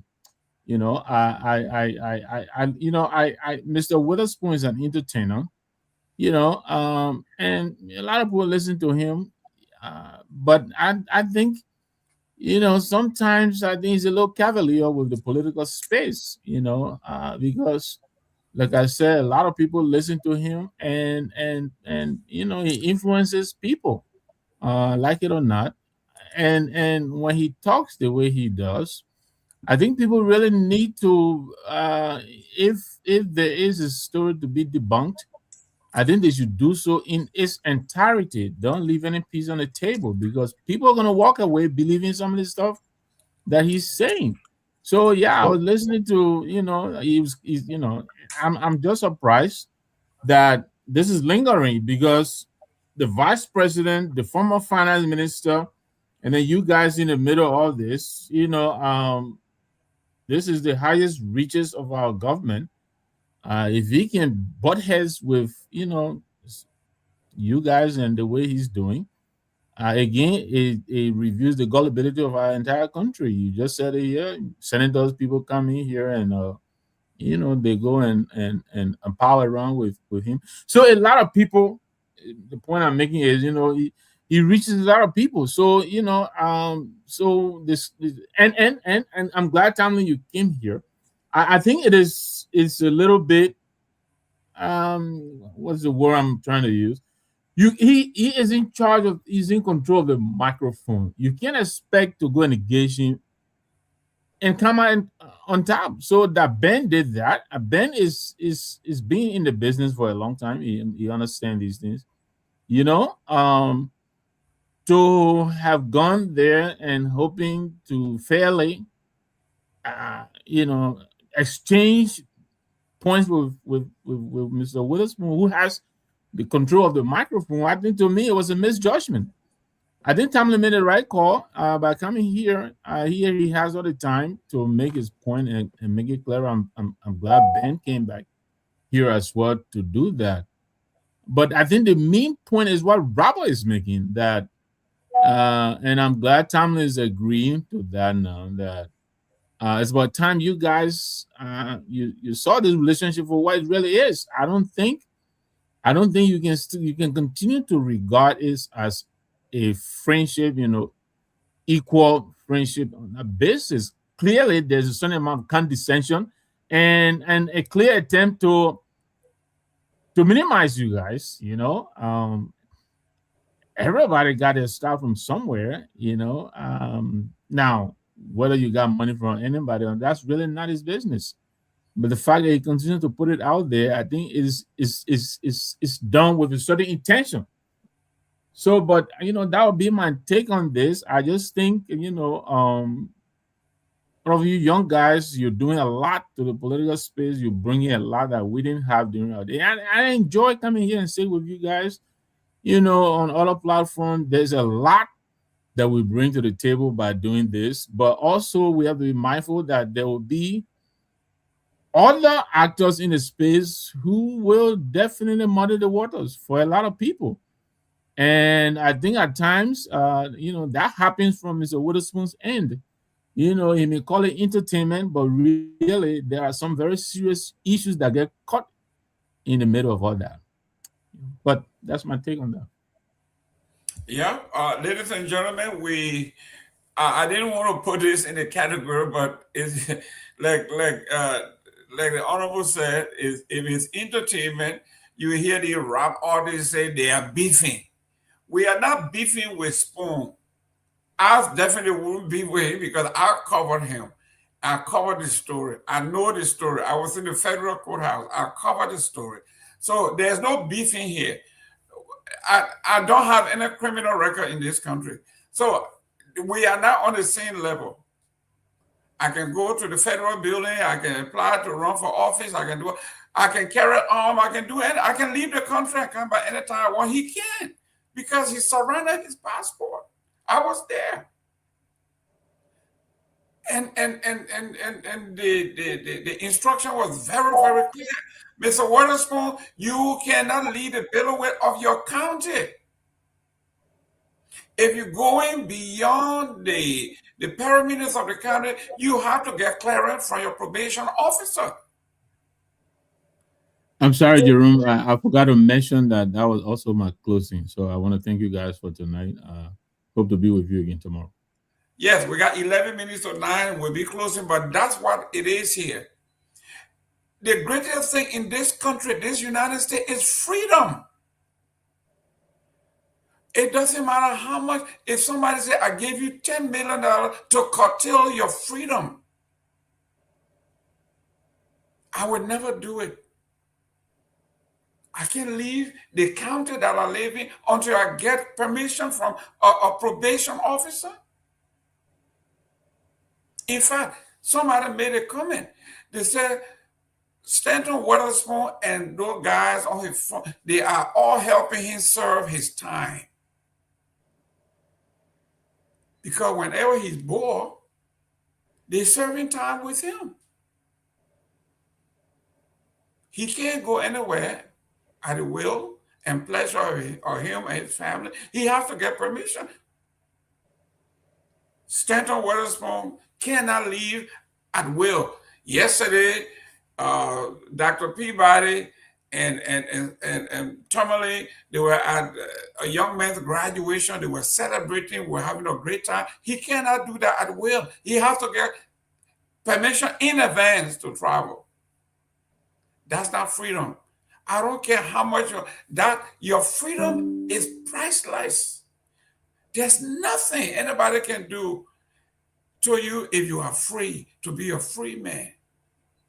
So for him to sit there and try to belittle a man who is not free, to try to belittle a free man, it is ironic. But you know why? Because free men and women have decided to associate with unfree men and women. So what he does is bring you down to his level. That's what it is. Bring you down to his level. Ladies and gentlemen, we got 9 minutes to go. Let's go around the room. Honorable Pee, you've been here the longest. Your parting comment. You are muted. You know, the quest for media attention, the quest for people pushing themselves, projecting the narrative and all these things can be. And one thing I've learned over reading different sort of books, particularly reading the book of Prince and a lot of other books, Mr. Gilman, it pushed me to understand this kind of a tactical maneuvering sometimes when folks are engaging into them. And in some of the cases, you don't have to give them the notoriety here. They're trying to look for some capital here. You don't give it to them. So, but in other words, there are a lot of things going to happen in the Liberian political dispensation. And it's part of the reason why I'm beginning to embark on something that will invite the input and the support and to every other independent thinkers in the country to launch this movement that we move to liberate the country. And beyond that, we're also trying to begin the process. It's going to be the beginning of it before the end of this year. My next trip to Liberia, we're going to be having the conversation. The intent is to build a media hub in the country. We're going to be doing that very soon. We're trying to find the support get a new registration or get one of the radio stations and build it up and spray across the country, and that they will somewhat cast most of our broadcasts and a lot of other things. We need to change the mindset of the country. We will not allow people of no standing to control the political narrative of the country. That's not going to happen. So, but in other words, as the country, as we move on, it's the essence of democracy. You know, all these political participation, these are some major sequence to the way forward. So, I mean, we're just going to see these things happen and more going to come up. People will want to go in the mud to just get some attention, put their own friends in the mud. And that's not the way to go. That is very dangerous. And I think it's important that we take note of these things. And if people don't know that we can fight, don't try us. It's sometimes like go to that's why one of my people will always say, if you want to know that the cat got temper, just tend to rat. You know what the cat can do. So if you try to do things and you believe someone can, it just requires some time. But a lot of what we can do is none of the talking. I would decide to say we want to start doing some writing about you, writing places to do inquiry. We can do it because we know how to hold the pen and put the paper and ask a question. That can be certain people start to ask what they from. So it's good that we all move to participate in the democracy by disagreeing to agree. not to be growing in the quarter the way we other folks want to do. I mean, smell campaign is not a good thing to do. It's good to do things on evidence-based process. That is the way to do it, instead of being surreptitious and sinister and more or less, these are not acceptable things to do. So good night, and I hope that we have a lot of things to do. But yes, this is an issue that we're starting to do to begin to change the narrative of the country and the country of democracy. And that's, I can assure you, we're on a very powerful line to do this thing. We're going to talk to our friends, our partners, and we've been making some very, very, very massive progress on that. So I just thought to share that, but we'll see again. Thank you. Thank you very much. Honorable Peabody. Great show tonight. That's one of the things. When you're part of a platform and you can get criticized, people can say things. It's part of the platform. It's part of what we do. You know, even people of this much character can come up and say things about you. You know, other people will be. But what I would say is, closing argument is here to stay. We remain one of the most powerful voices in Liberia, and we'll come up. We're not here for conspiracy theory. You know, but we'll continue to do what we are doing to ensure that people are informed, entertained, and educated. We'll continue to do that. You know, our platform, we have had a lot of attack on our platform. There are times we haven't show we bring government official on. People try to hack us and try to get the internet off and try to do things, or try to call Facebook and report us together. So we had those attacks before. We've had guests that have been told not to come on our show. People will call them from in the morning. Don't go on that show. Don't go on that show. My man, why you didn't come on our show? You go on that kind of show that I don't have 20 people or 30 people. We've had those kind of attacks a lot. We've had those attacks. We've had people learning from us. You know, some of the topics and some of the things we introduce, people learning from us. We're raising money for our boys. The other side is raising it as well, because what Closing Argument have been doing. So I'm glad that Closing Argument have been able to serve as a model for another platform to learn from. Our topics every day, how we set it up. The other platform are learning from us as well. So we are making meaningful contribution that other people, you know, from dismal character can learn as well. And that's what Closing Argument is doing. So there'll be more like this. There'll be more challenge like this. There'll be more insults like this. The fact here is you got to rub your shoulder and move on. When you decide to get into Liberian politics, be ready for lies and be ready for insult. So great show, guys. Good to see everybody. Thank you, Robert. Yeah, awesome. Always an honor to be part of this group. Freedom is very important. Freedom is very important, and because I have freedom, I'm getting ready to travel out to London this weekend. So I'll be in London this weekend for just 2 days, and my message is don't jeopardize your freedom for temporary riches. You know, I don't like taking shortcut. And that means if I'm going to eat dry rice until I can eat steak, I will eat dry rice legally until I can legally afford to eat steak. That's just what it is. Hard work, the value of hard work and integrity, I think is more popular than anything. And over in our country, we've encouraged this society of overnight miracles. Where our political dispensation have given us overnight heroes and sheroes and people who were nothing. Today they see themselves as something. That includes criminals like Stanton, you know. But I one of my favorite quotes is from Robert F. Kennedy, and he says, you know, and I quote, "Every society gets the criminal it deserves." And when you just look at this person and how he has been able to continue to have this control I don't like to use the word control because I don't think he does. But the fact that people have just turned a blind eye, right? It speaks to the society. It speaks to us because it's not to punish people and kick people while they're down.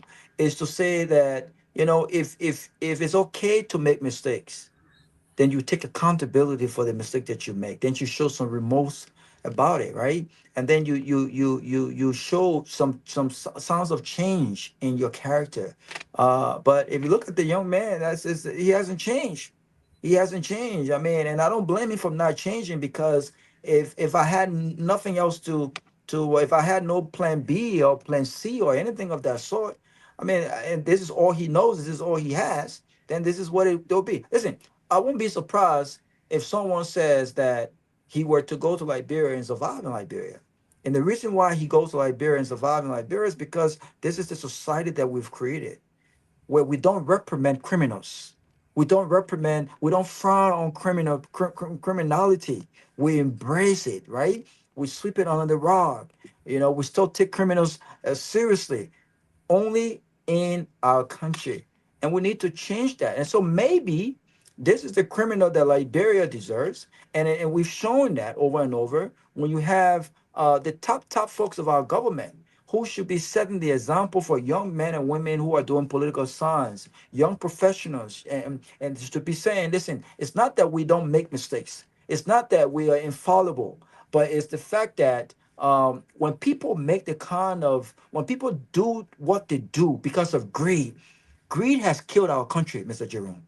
Greed is paramount in where we find ourselves today. When you see corruption epidemic in our country, it's because of greed. Because how much money can one person make? How big of a house can one person stay in? How many cars can one person drive? How? It's greed.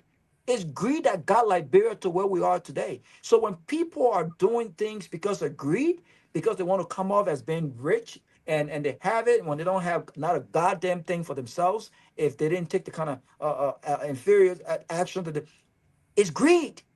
It's greed. So young men and women out there, don't be greedy, because it could get you into some stuff. Work hard. Be honest with what you do. Be honest, even if it's $10 you're making. Be honest with what you do. And to my friend Ben Senvi, I think Ben needs to find a show, come here, and do a proper response to that criminal. Do a proper response. Don't give him the attention that he needs. But this is not about attention. If that boy would have said something about me, I would sue that mother. I won't say the rest. I will sue him, because that's defamation. I will sue him. I will sue him. I will get a lawyer and I will sue his butt. Because if he says someone took $50,000, then prove it. Prove it. Go to court and prove that they took $50,000. If you don't have the verification, don't mention it. Don't mention it. And if you're going to call them to come in and defend themselves, give them the opportunity to do so. But that's not the character we find ourselves. But listen, great show always. And I wish to be on tomorrow. But freedom is very important. And I wish to have a good time out in London this weekend. Thank you. Honorable Terminator, Joe, take us home. Mr. Gilman, thanks for the show. 6 days from now, we'll be celebrating 179th independence of Liberia. Liberians will be celebrating this day throughout the continental USA and including Liberia, where the program will take place in Buchanan, Grand Bassa, with Dr. Bureau, Dr. Herbert Bureau III. I think he'll be the national orator. In fact, tomorrow, the Delaware Old Town and Liberian community will be coming on our show for the first segment. They're having a big event in Delaware this weekend, where Barrow and IE be playing too. And a lot of other programs will be, but they'll be here tomorrow to give us more rundown on what they plan to do this weekend. Even in Trenton, Liberian community, they will be having the same traditional IE and Barrow game. And so we will be on Wednesday too for the first section. They'll be on Wednesday. So Liberians throughout the US will be celebrating. Everybody getting their independence gear, T-shirt and caps to celebrate. That's one of our favorite time as a country. Liberian natives, you come together to, even though people say, what can we show as independent nation? We pray one day we'll get there. Who knows? But at least we can celebrate our independence. We were never colonized, but we can celebrate, come together and celebrate. So I plan to celebrate it in between Delaware and Trenton this weekend. Yeah, because I will be going there to these guys in Delaware to the commentary booth. So I hope we have a nice time this weekend. But again, I think I got it, the advice from Robert and Johnny was very, very on point.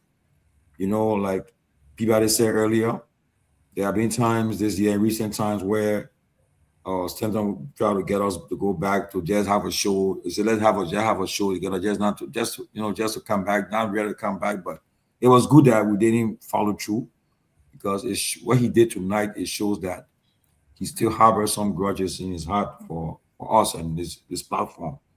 To link the platform to what's happening tonight, he went after the platform, and I think people responded appropriately to him. But it shows that he really don't want to see us succeed. He don't want to see us exist. From what I see from his comment tonight to Ben, it's not no joke. It's serious. You know, they say facts come through joke, but he was not joking. He was serious. And I repeat, I'm not going to go on Spoon to clarify anything that was said by me today. I've already made my clarification here. And again, I think Minister Toy had no business going on Spoon to go and say things that did not occur, did not happen. And that's what he said, because the version was all different. On the phone with him, he says something, and then when the vice president says something different. So I think I've clarified that no discussion was held where a VP said he wants him prosecuted. To me, no, never had such a discussion, never. And I repeat, never happened. But so I use my platform to clarify it. We've been heard. So, and I'm happy for those who reach out to me not to even go there. People call me and say, don't even go on Spoon, don't even call there, and don't even go there. You have a platform, say it, say on your platform, which I did. So, before, also too, I know people ask me on the show tonight why we don't talk about what happened with this guy called Robert. I know it's a news something, but the last update I got, he's in immigration detention in Louisiana, and Liberians yesterday had a fundraiser for him in Pennsylvania as a Liberian, and everything is in the hands of his lawyers and the ICE. I pray that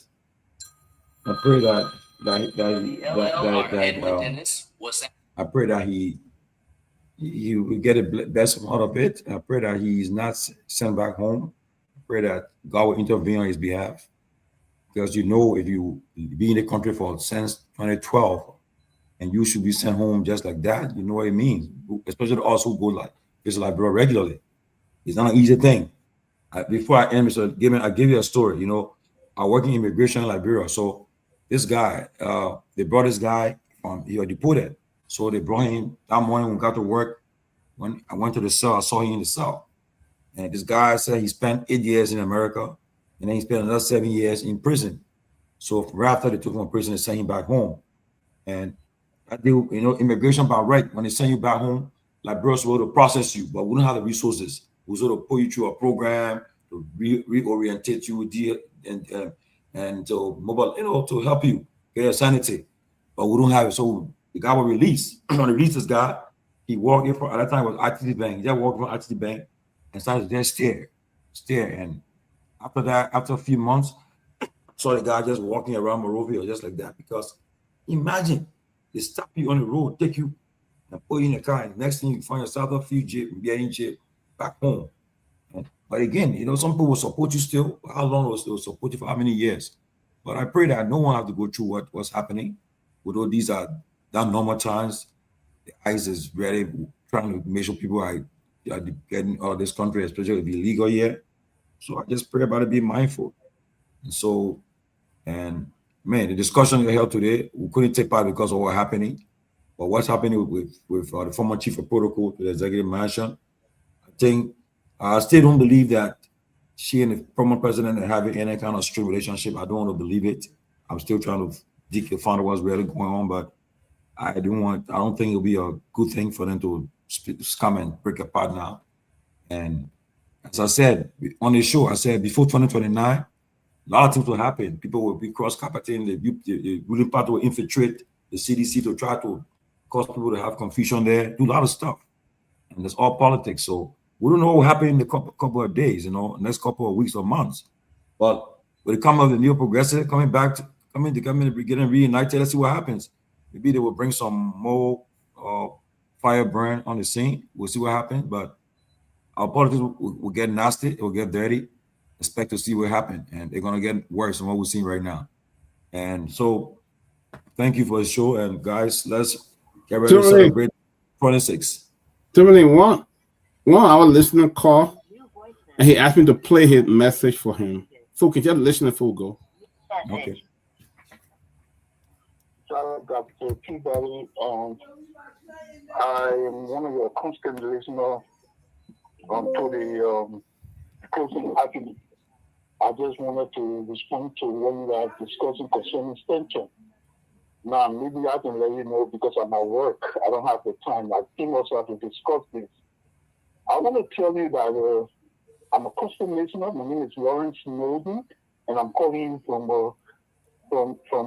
Minnesota. This guy, Stenton, is a dangerous liar. This platform, we try to listen to you guys because we believe that your platform has some of Liberia's best brains. And you have a reputation. We love this platform. And so as a listener, as a constant listener, I would demand that you guys respond officially as a platform. Respond either on your Facebook page or on your platform. Because as we have started already, he loves to amplify. He's going to continue. He will repeat those lies that you received 50,000 from the former finance minister until it sinks into the ears of Liberians. So you must respond. You must respond. This is Martin. Thank you very much. All right. Thank you, Martin. All right, guys. I think we will have a conversation and then we figure out and then I think we'll need to have a show where the other radio station are available as well, and then we make a response because the other radio station have closed. Truth has gone, Freedom has gone. I think when they're around, we need to make our comment as well. Okay. Ladies and gentlemen, thank you very much for tuning in, and thank you very much for those of you who made your contribution. Tomorrow will be our last day, so if you have not made your contribution, please make it tomorrow, so the guys can have 2 or 3 days to, go shop and do something for them. But Nora Hope, Nora Hope, I got you $100. Thank you, Nora. Yes, Nora Hope, we have your name here. Nora Hope, you need to wear your glasses. Old time Mr. BN Giver Catholic sent us 200. So we are at $600 now. We want to reach at least 1,000, 1,005 by one. Yeah, Nora Hope is right here on the screen. You need to change your glasses. Look right there, Nora Hope 100. You see it right there.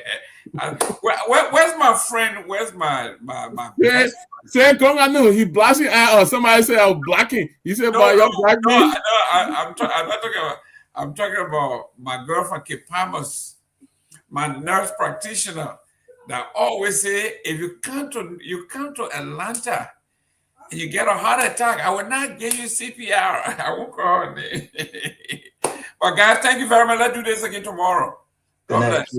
Good job, guys.